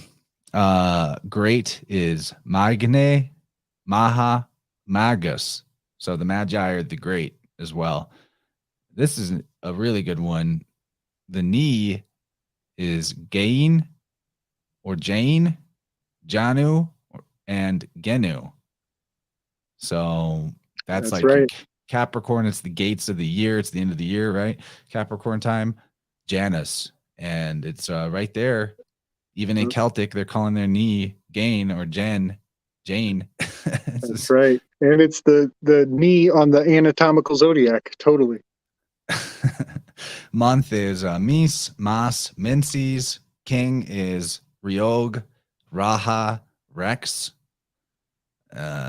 Interesting. So there seems to be like a J to a hard K sound, because probably Raj could also be spelled R-A-G, and then G could make a hard sound like a X or a K. Raja and Rex right there.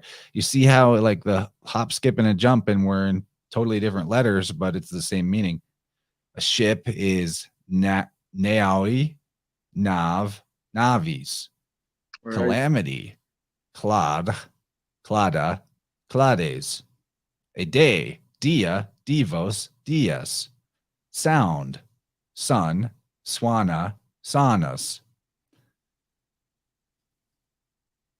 And station is stayed or stad, stan, statio.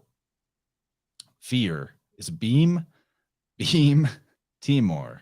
So there seems to be like a T to B right there. Which is 2 and 2 in ordinal reduced. A pen, as in to write with, pian, parna, pena. The middle, miedon, madhya, medium. A wheel, roth, ratha, rota. A woman, fem or femin, vamini, foemina. A man, fiar, fear, veer, or veer. Sanskrit and Latin, same exact word. Hold on, let me jump on wheel real quick, because everybody notices Rothschild. Right? Exactly. Everybody sees that. Well, Wheel of Fortune card, this is really strange, but it's the Deus Ex Machina of the Zodiac. They say Rothschild means red shield, but a shield is a wheel, It's totally a wheel. But this is also, it's the only inanimate object on the Zodiac. It's in Libra. It's technically, there is a shield constellation called, I think, it'll come to me in a minute. It's like a really uncomfortable word, but hold on, I'm going to go look at it. But I see a lot of the dark satanic mills of William Blake also come up in that Libra. Let me see. Scutum. That's such a weird word. Scutum is the shield of the sky clock. But anyways, I just had to mention that there is a Wheel of Fortune, shield, Rothschild, and it does, I believe, relate to the Deus Ex Machina, the machine of God that's going to save everybody at the end unexpectedly in the plot. And the Rothschilds are putting themselves in that savior position. I see that I made a transcription error here as well, that down here on mind in Celtic, Mayin, Sanskrit, mana or mana, Latin is mens, but I accidentally put menses, which is month. Like, that's not the same word. Brother, I got a slide on you. Yeah, you get on out. I'm Okay. going to wrap it up in shortly, so you won't have missed much. Dude, this is great. Hey, thanks for hanging with me, man. Thank you, brother. This is awesome. Much love to everybody in the chat. I cannot wait to come back and sip on the gravy y'all are dropping. It's so good in there. Oh, yeah, right? It's super good in the chat. Thanks, guys. All right, man. Big love.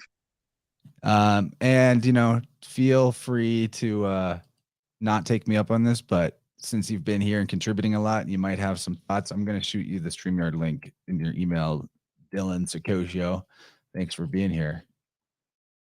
And I'll continue kind of going through this list. If Dylan pops on and wants to say more about it, then I'll, give him a little space for that. Otherwise, I'll make my way towards a wrap up. But some more English, Celtic, Sanskrit, Latin words here. New is nuad, nava, novus. Stable is stabul, sthir, stabilis. Red is ruad, rudher, ruber.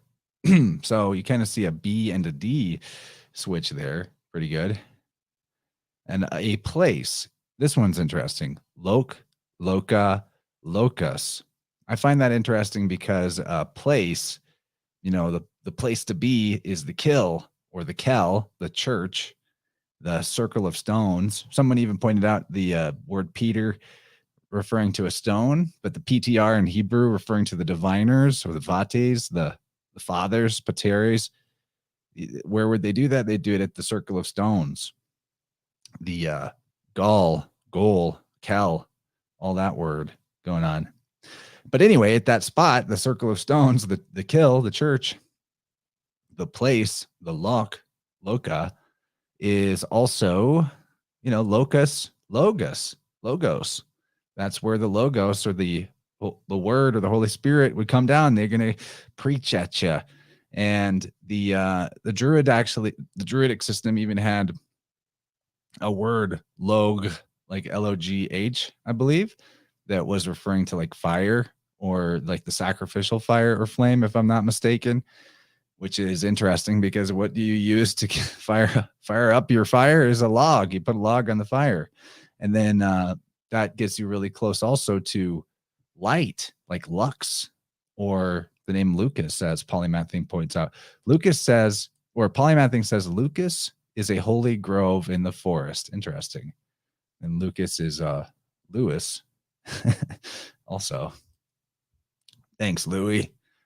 All right. And speaking of Lou, lust in English, Celtic is lud or luded, something like that. Sanskrit is lubda, hard to say with those weird H's. I'll just say lubeda. I'll just make the H into an E. Luded, lubeda, and in Latin, luido. And I find it interesting too. This is something I would love more insight from Louis, Polymathing, Louis, about Lou, how a lot of words with Lou in them have been put into a negative light, right? Like like lust, like loser, like lose. Anyway, there's more to it than that, but makes me wonder if it's related to the sort of enslaving of the Irish Celtic people that seems to went on. I mean, we know, or a lot, maybe you don't know this, but there were practically as many, I don't know, I won't say practically as many, but there are lots of Irish white slaves here. Yeah, he says it's a lewd subject. There you go. Okay, continuing on the last couple bits of this chart in English. Hey, we'll just put this on hold. We got a man here. Say hello. What's You up, got buddy? I'm sunshine outside. still. Can you hear me? Yeah. Thanks for calling in, bud. Sweet. Yeah, dude. Thanks for you guys. Fucking crushed. And whoever just said that, Lucas being the wood, excellent observation, because this place that one of my families is coming from, ironically, their last name is Troya, like Troy. It's Lucera, and the Etruscan etymology is Luke, like that Luke the wood, and Eri, holy, in Etruscan, holy wood. So I wonder if like the Hollywood is like a play on that. So yeah, and that gets you close to Lucas and Logos, our philological matches too. And something else to note is that Luke is exclusively, when it's used as a name like that, it's exclusively Latin. Because if you look at in Greek, Lukos is wolf. Yeah, there was a huge discussion of wolf symbolism in our InnerVerse Telegram group today. It was like they were getting into etymology and wolf backwards is flow and all kinds of stuff that you kind of touch on in a Godsaker for Winds of the Soul too. And I was like, damn, it's like you guys were on already the psychic bandwidth of this entire topic of philological lockpicking and etymology that we're doing here. If you can, I don't know if it's within your means, but it might be really interesting if you look up the Etruscan Selvans, Selvans. He's depicted, you'll see him in a statue with I forget the other one. It begins with the C, but he's got the Janus the two-faced, he's got the Janus faces. He's the Etruscan Janus. And then Selvans, which is like what you were just saying, that wolf, he's got the wolf head. And that's where you get like the Silvianus, all these other cultures from Pan to like, you name it. There's like, if you look at like the Wikipedia, you'll see all these other gods that are in different regions that are like parallel with that. And what's interesting is the wolf is a sacred animal to Mars and Apollo. So thought that was kind of neat. Yeah, I'm not, of course, on a Google image search, I'm not finding anything that I can for sure say is actually Etruscan art of that deity, but that's a good lead for the future. But yeah, thanks for the kind words about the show up to this point. Your work has really inspired quite a bit of this entire subject. So I hope that this is a valuable stream for people because, and I'll keep it, I won't go too much later with it. I want it to be concise and like a really good, almost documentary, if you will, fast and loose one on the subject matter of how you can do this letter switching to better comprehend connections between one area and another. I think that we hit the mark. We achieved that. It's a vast subject, but we kind of gave the good overview, top-down view. So yeah, anything that came to mind during the conversation that is worth sharing right now?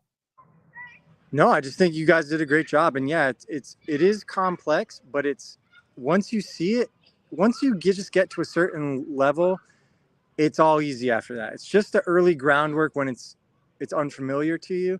And that's why like this podcast it's actually a great example of why they, like people should go look into it if they find this subject interesting, right? Because they can go buy the audiobooks right now and they're literally supporting you. Right? So it's like, why not? It's if you like the subject, why not upgrade and learn as much as you can about it? Because once you see this, what's funny is like it's like not really related, but like that's one of the things that happened to me after I did Aya was I kept getting woken up in the middle of the night and I would see that like matrix, like weird code in everything, but it wasn't fluorescent green. It was just like boring computer, like symbols and shit. And I always wondered, like, that's like when I started seeing the languages differently. And I always wondered if there was like, you know, because you guys were talking about the spirituality of all of this and the possibility that all of this is just embedded in the construct and people tap into it and create it based on their spiritual experiences. And that, I think that's like a huge possibility. And it's something that I was kind of averse to just because the other things lining up, it's like, there's no way you can it's mathematically impossible that they're not connected, right? Like it's diffusion, however you want to look at it. These cultures are getting it from each other. However, it has to be on the back table that there is some spiritual thing that kind of just makes people inherently create these things. Yeah, I think it's both answers in a combination happening simultaneously. But it's interesting seeing people report that on psychedelics all the time, like hypersigils and seeing language, or maybe that's some element of where languages in the written alphabet form come from. Maybe there is something in the ether that they pulled from. I have memories of being on mushrooms and like trying to read text, or specifically looking at the phone while on psilocybin. And there's the weirdest thing. I can still see it perfectly in my mind's eye, but you know how whenever you hold down on like a vowel on your text keypad, Yeah, it will pop up with options. other alternate versions of the vowel. It was like every letter I looked at had this other dimension behind it and in front of it, like holographically popping out, kind of like a holographic baseball card or something. And it was a bunch of different versions of that same letter in alien alphabets and maybe other alphabets that are real, but I didn't understand them back then because I was a lot younger and I didn't do any of this type of study back then. But I remember that very specifically. Like every letter on the keypad had all these variations like holographically popping out of it, and I could see them all at once, like multi-dimensional. But people will take this these observations and be like, oh, it's all a simulation, it's all but I look at it more like it's not that reality is like a computer code or computer simulation, but that the reason why computers are able to work is because they mimic reality. If that makes sense. It's the other way That's around. why I like the word construct, because simulation almost like implies you're imitating something, or you're like trying to, where it's like, no, it is a creation, right? The second law of thermodynamics, right? With entropy, that we violate, like the heliocentric model would violate that because we breathe gas pressure. And if there's no containment, that gas pressure wouldn't be here. So it is a construct, no matter how you look at it. The question is, to what extent is it being kept from us? Like there's so much that we don't know. And that's the thing with like this cultural diffusion that's so tricky to find, is because everybody recognizes it in their region, but very few people chase it down to the base system, right? Like even saw someone talking about the Welsh a little bit earlier, I think, in the comments.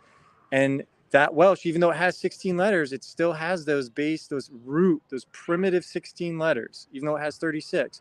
So you see there is a system that people much smarter than both of us have already noted all around the world, even in the lore or by tradition, the Tamil is only 16 letters.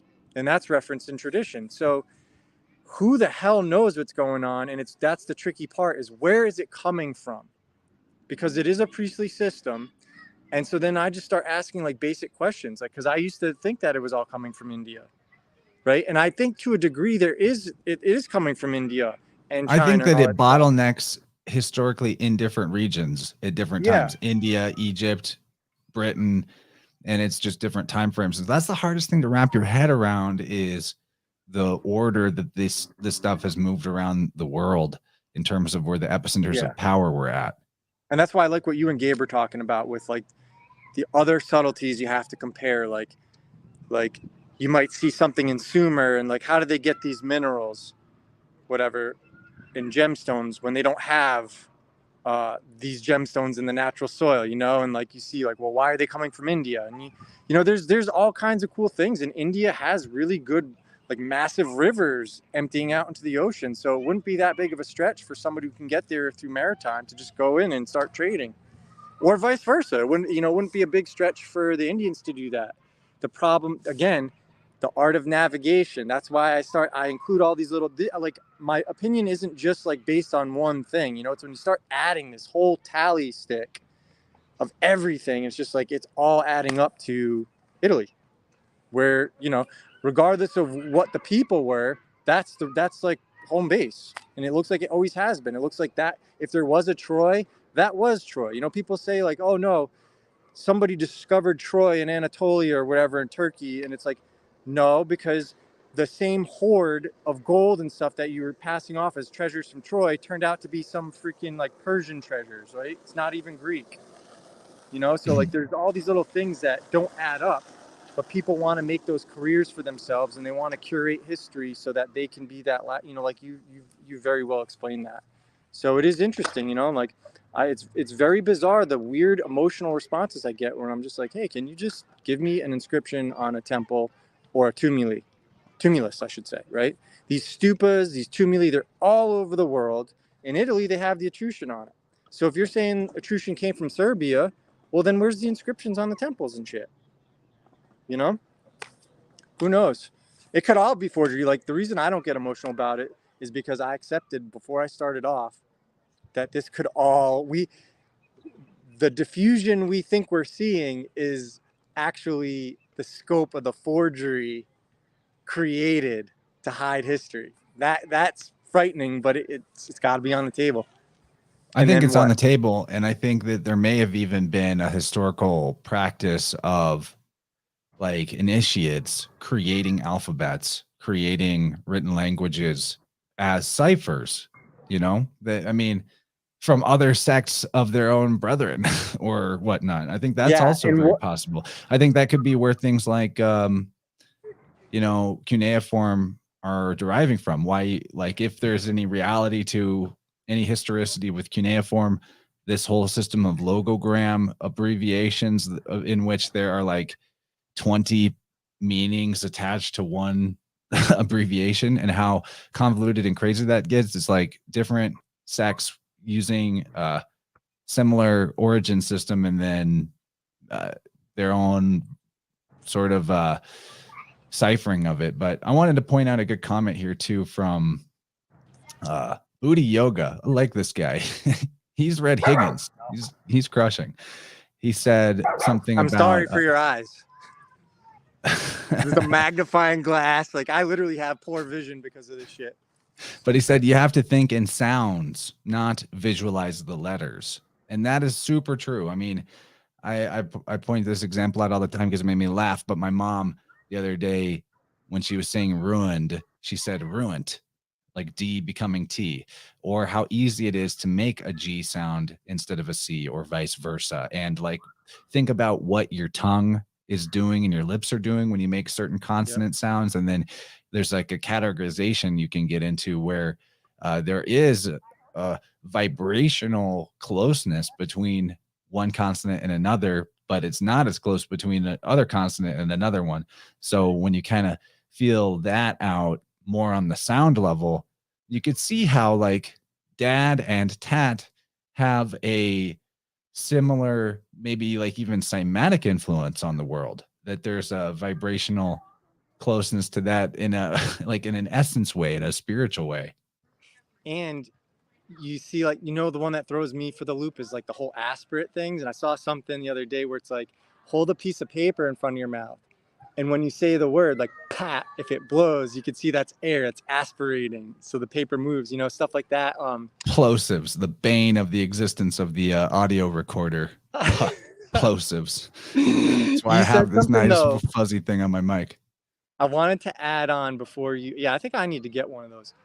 I wanted to add something that you mentioned. You're saying like the whole creation of the alphabets. What if part of the initiatory process was for each person to create their own? Because it looks like the Bible, I know I just interrupted my own thought, but it looks like the Bible is a bunch of different disjointed segments of initiates writing their own story on encoding the sacred science, right, if you will, or astronomy. Yeah, well, and it's like they're taking that from the script above, the script star. Yeah. Script well, what if stars. every history we have, in addition to the alphabets, are just like initiation tests, and each person goes to each region and does it. You know what I mean? And like that's kind of some weird thing like that too. No, it totally could be like an initiation test. Like, all right, have you learned your astronomy? Can you look up at the sky and write a story out of it that fits the actual order of like alchemy or nature, whatever it is that they're working with that they consider the baseline? Mm-hmm. I think there's something to that. Now, I want to talk about a couple of fun examples, like very small, but Yeah. in terms of some that I forgot to mention, the V to F switch. A fun one is how in German the word Volk means what we say as folk, like the people. So like the Volkswagen is like the people's car, right? And then this one's more speculative, but Isn't that related to Fox too, like Volpace or something like that? It's been a while. I don't know. Could be. Something with Volpace. I can't remember. So it's like in French or something, or maybe it's like Volpace. Sorry, I didn't mean. Well, I think Volp and wolf are philologically the same word. V becoming W, Yeah. and P and F switching Volp and wolf, and they both pertain to running or flowing. As like flowing is running. They're known for their quickness and their speed. They run away, and then like lepine, I think is a word for hair. I think that's a Latin word. So lepine, Yep. lupine, Lupus. also something that runs, lupus, right? Yep. Well, yeah, it's wild. Those are fun words. And then, so speaking of the wolf or the dog, you know about Cuchulainn or Cuchulainn, the Irish folk mythological hero? It might have come across my desk, but I don't off the top of my head. There's the Irish mythos is so vast. I think it's an example of like a lot of initiation tests rewriting the mythos, but there's definitely a good amount of study for somebody there to make their name, providing good research to show they need it. There's not a whole lot. Like it's really hard for me to get into all that stuff because there's so few people that are like teaching it. You know what I mean? Like there's so few people from there that are like keeping that language alive and all that stuff. It's because they're all speaking English, you know? Well, Cuchulainn or Cuchulainn, he was born as Sintata or Sententa, but I've heard an actual Irish speaker pronounce that word Seneca, which I find very interesting. Wow. Can you imagine? Right? I mean, like, it's not surprising. Like, that's why like people might get triggered. But it's like, dude, even the earliest Irish manuscripts, they're all Latin. Like you can say that they were another culture, but it's like you don't really have anything predating. Like they literally, and when you look at that Phoenician alphabet and stuff, that's why I'm saying like it's clearly ancient Italian. It's not like it's like people say, oh well, there's an affinity to stuff in Arabic. Yeah, but are the Irish Arabic? Yeah, No. and just because two cultures use the same written language or written alphabet doesn't mean they don't have anything good or unique about them. Yeah. Chinese people speak English. Are they the same as us in every way? No. Do they have their own merits and virtues that are distinguished from ours? Yes. So I don't like how people can get triggered about that either, but it is kind of a constant thing. But about Cuchulainn, or first that Seneca thing, if that really is an accurate pronunciation of the word of his other name, Shankas. right, and also the Seneca tribe of the Americas. We also have the Creek Indians that are right on the coast where. But to be fair, those are usually like European names for them. It's not like they call themselves that. That's so true. That is the one thing we don't want to get too excited because that is the shit that would get me going. Like I'd be like, yeah, more. But then you got to slow down and be like, wait a minute, what did they call themselves? Allegedly. Yeah. No, it's hard not to do that when you get excited because it's really cool. It's really like when you start learning about this, you see it everywhere. It's just it's wild. Well, I'm just going to read a couple of short paragraphs about Cuchulainn. Okay, real quick though, because somebody mentioned earlier, because you were talking about the Chinese thing, someone mentioned Japan and the affinity to Hebrew and stuff. And it's like, yeah, but if you go back, Japan's alphabet, everything like mirrors the Mandarin. So that's something to be mindful of. Just, I just wanted to I'm address that. I'm actually gonna bring up Japan in a Oh, relation holla. to this Kukulkan story. Do it. Not in a linguistic way, but in a symbolic way. So he is also called the Hound of Ulster, and he's a warrior hero and demigod. And he's believed to be an incarnation of the Irish god Lu. So here we have, just like Krishna reincarnates in different forms, or Buddha comes back in different forms. We see the similar pattern here. And he has like a whole thing about slaying the Hound of Kulan or Kulain. Is that And like so the there's a Hound lot Hell or of something? hound or dog or wolf symbolism that goes in with this very solar hero Kukulkan. I think there's even stories about him like being physically hot, like his body is super hot, like he burns really, really hot, like they So throw you him in might be water. saying he's Hugh Esh, thou art the fire. Exactly. And like C and H interchanging Kuklahan, Hulain. But I think that with this hound or dog symbolism and him being a solar hero, who by the way, he tragically kills his wife accidentally. Very Hercules of him. Yeah, it sounds like Virgo in winter. So he has all this dog symbolism pertaining to him. He's also kind of like a king solar figure as well. To me, like Kuklain sounds like corruption on Cohen, which means priest, or it's where we get words like Khan or king, and also dog in Greek. So Kion. For those who don't know, Kion in Greek, Kion, it's like it would look like Kuon or Kyon, however you would transliterate it. But yeah, it's like the same as Cohen. Yeah, the mythology of the Irish mythology is super fun, and I recommend people go find something to listen to. Like, I got this audiobook. Let me tell everyone exactly what it is, because shout it out. It's a steal, dude. I mean, it's not going to tell you astrotheology or the deep stuff that we get into, but it'll give you the basic story, which is helpful to know. And you hear names and you'll be like, oh, that sounds like this, and you'll make connections on your own. I think that's what's the value about what we do, is like, we do this here so you can go enjoy those simple things and appreciate all the shit laid up in them. I think that's what's cool about it. You don't need us. You don't need everything being broken down as you enjoy it. When you're getting it. It's so much more fun. So the audiobook is Mythology, and the author is Scott Lewis. And this audiobook, for one Audible credit, is a mega collection. It is like a 30-hour audiobook with Greek, Celtic, Japanese, Hindu, Chinese, Mesopotamian, and Egyptian mythology, like all of the the greatest hits of all of those cultures. And I'm only I got through Greek, and now I'm in the Celtic, so it's I've been enjoying it. So Scott Lewis Mythology. And then where I thought there was maybe a possible connection to the Japanese is how Kukulkan, what have you, is clearly a solar messiah deity, and he has all this symbolism with him pertaining to dogs, as do characters like Hercules, who has to like capture the Cerberus that guards the underworld, and the sun god in Japanese, Amaterasu, or Amaterasu, make sure I'm spelling that right.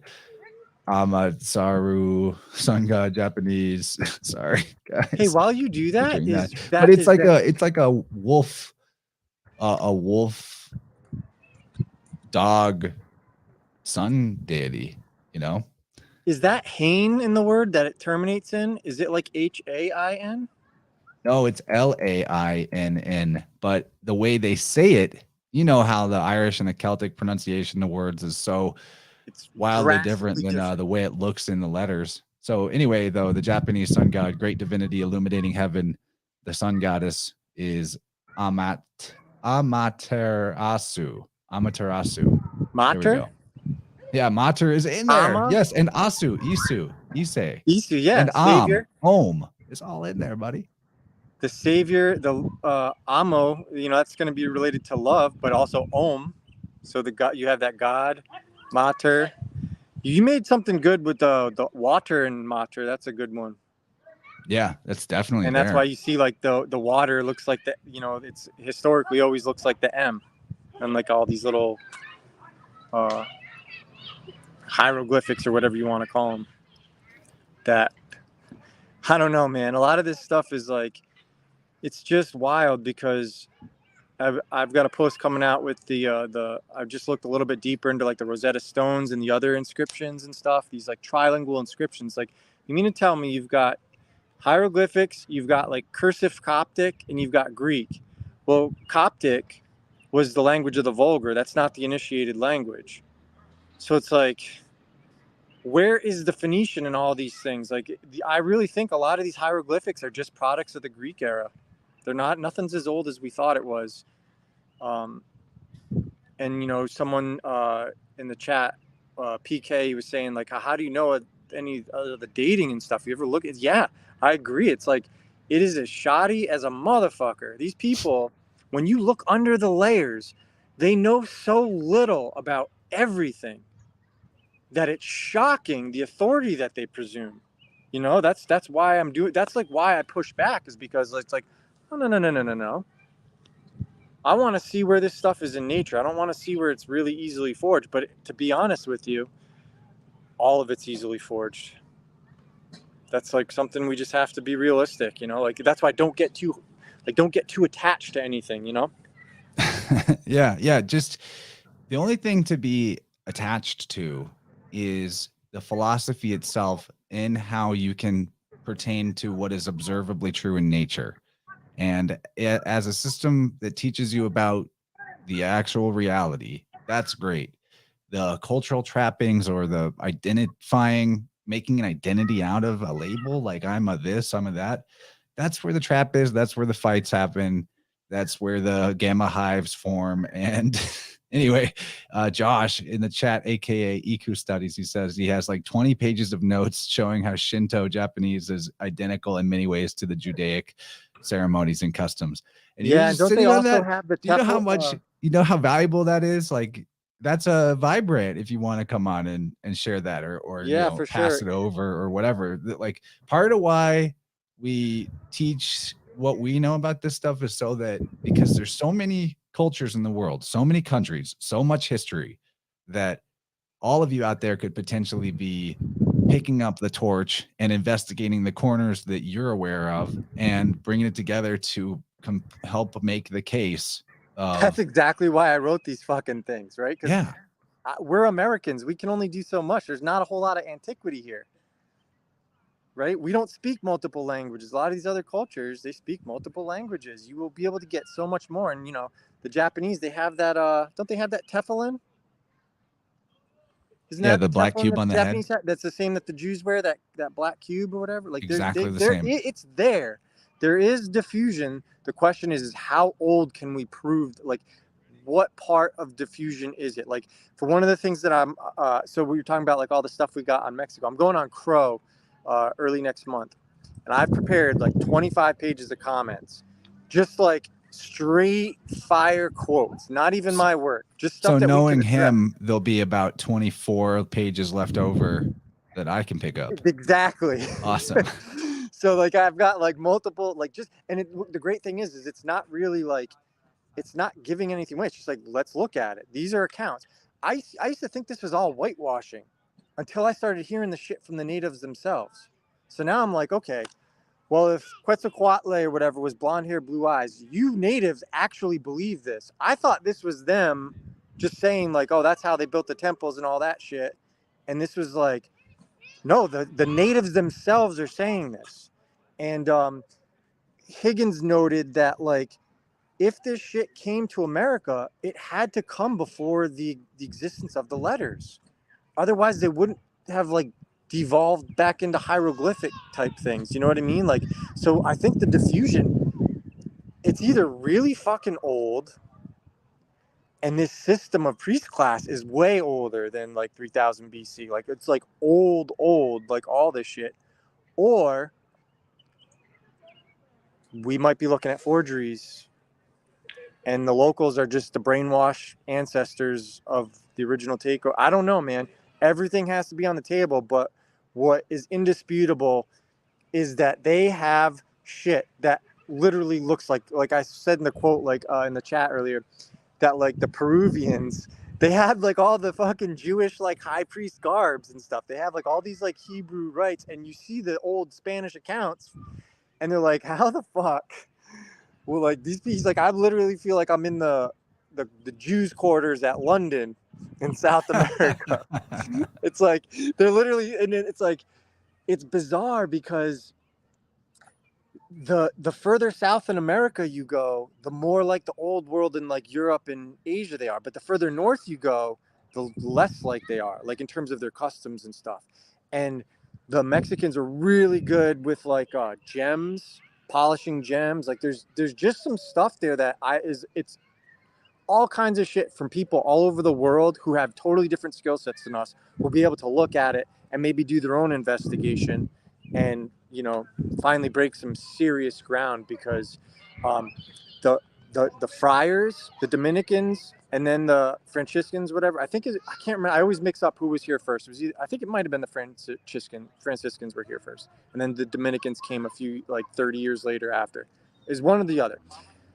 But they weren't even allowed by Spain to come here till 4 years after the Spaniards destroyed the Aztecs.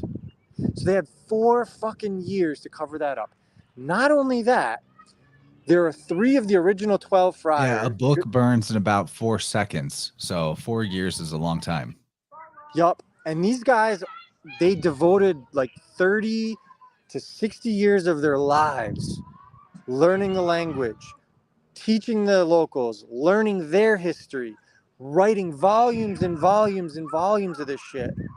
And not one of these major works that any of these friars did was allowed to survive. If it's there, it's locked up somewhere in Spain. Maybe somebody can find it, but and there's monasteries in Spain where they may have been preserved that we name in the book, but we have lost so much of this ability to figure out this diffusion because when the Spaniards got over here, they realized how similar it was to everything in Europe and was like, oh, fuck. If we allow learned people to come here, they're going to see how illegitimate everything is in Europe. And what's significant about that is a lot of these places like the Spanish Empire, right? They're all deriving their power, the Inquisition, from the validity of this shit in the church. And so once you can debunk that validity, there's no authority that they're presuming. That they're actually, you know, that they actually have. They're just presuming it and tricking us to agree that, you know, they're from these like old dynasties and shit. And that's like, you know, going back to like, that's the Farrago in all this Mosaic history is like, it's all predicated on, you know, Phoenicians being Canaanites and Canaanites being black and being descended from Ham. And that's why the blacks in Africa are cursed because they're descendants from Ham, which is nonsense. And but the people who believe that shit, they don't have any problem putting them in shackles because they're like, no, they're cursed. Noah cursed that line. That's the kind of crazy shit you're dealing with in the old world. Yeah, and that, you know, it's not outside of the realm of possibility of human nature for that kind of crazy shit to come back. So that's why we educate as many people as we can about what is fiction. We might be next, dude. Yeah, well, that's why we go to the gym. Yeah, exactly. I did see this I was listening to Ray Dalio on an interview that it popped up on my thing after I was listening to someone else. But and I don't know if this is true because I haven't looked deeply into it, but he was saying that a lot of the people that were killed in the French Revolution were people that didn't take sides. And I'm like, oh shit, that sounds like witchers getting killed. So we're not supposed to take sides.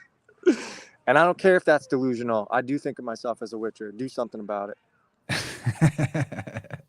Yeah, it's people should read those novels, man. That's a cool thing to identify with. I'm good with that. I'll be on the path. See you there. See you on the path. Yeah, well, hey man, thanks for calling in. This was a fun little. You guys rocked it tonight. It was really interesting. I'm gonna go watch. There was a lot of gravy. This one's gonna have replay value, so I shared it on my YouTube, and hopefully you guys in the chat share it. And get this channel bumping, because the reality is Chance is one of the best in these spaces. And it's sad that he doesn't have a bigger following. And, you know, part of that is censorship, and there's nothing you can do. But if it is within your means, if you have an audience, share this stuff with them, because there's a lot of people that are drowning out voices like Chance just because they say more sensational things. You know, they're not actually doing real research, though, when you look deeper into it. And Chance is very well sourced, you know, and Gabe is like on another level. He's always got like crazy things. I love what he did with Budweiser, dude. No, I think that was Booty Yoga that caught that. Oh, was it? I thought that was Gabe. Maybe, yeah. I mean, no, Gabe is on that type of level, that though. I attribute to Gabe, because every time he does one, it's like one that I never thought of. Yeah, both of you. Yeah, he has a special mind. I hope he listens to the end of this. We love you, buddy. No, good stuff, man. Awesome. Right, yeah, and people can check out your Substack at drop that link for him. Oh, cool. Thank you, man. Beacons.ai, right? Yeah, beacons.ai/Great Tide.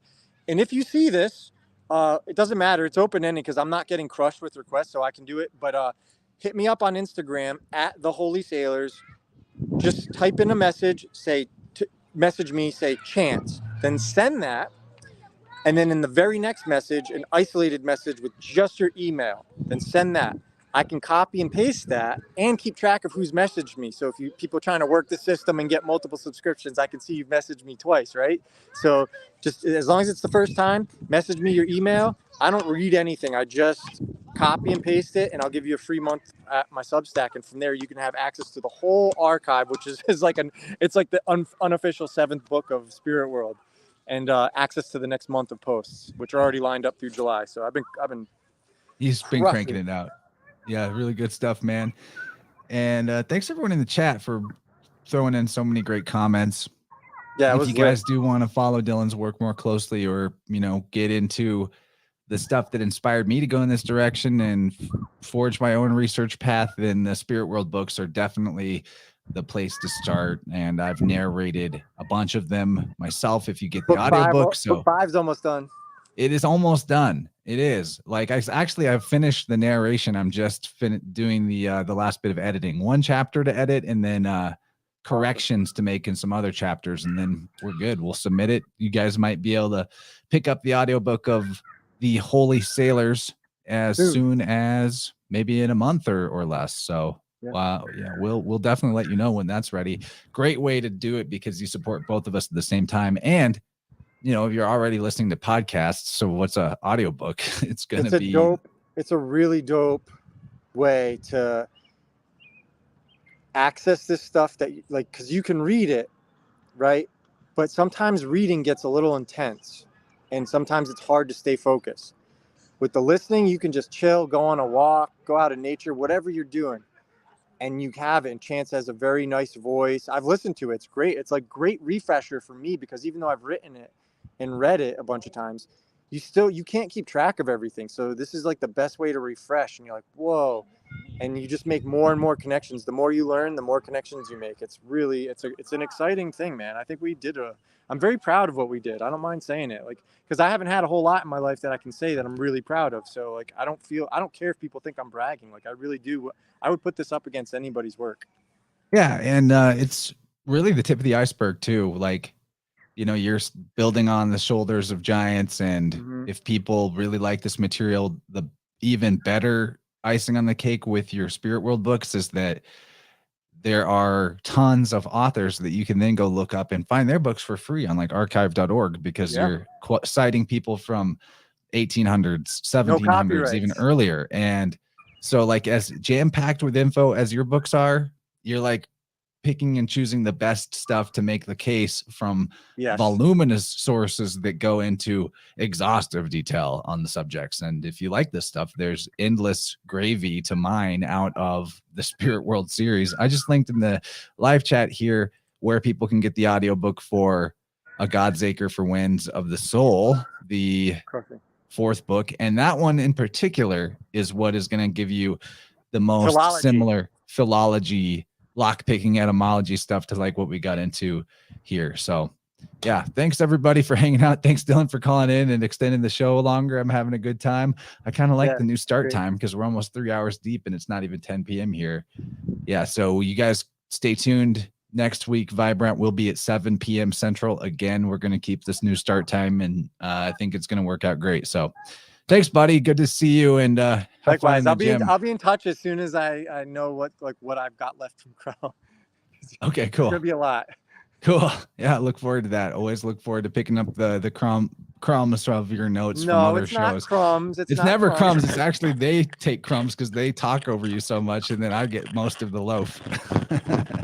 Yeah, but that's the thing. It's all a conversation, and what's cool is you're gonna have a different conversation about the same material because everybody sees things differently, so it doesn't get old, you know. So I just try to, when people have me on their show, I just try to give something that gives them a draw, right? And so that. Oh, he disconnected. That's all right. I'm gonna. he's doing great out there. Thanks everybody for hanging out. We're gonna just wrap it. Much love and see you on the next one.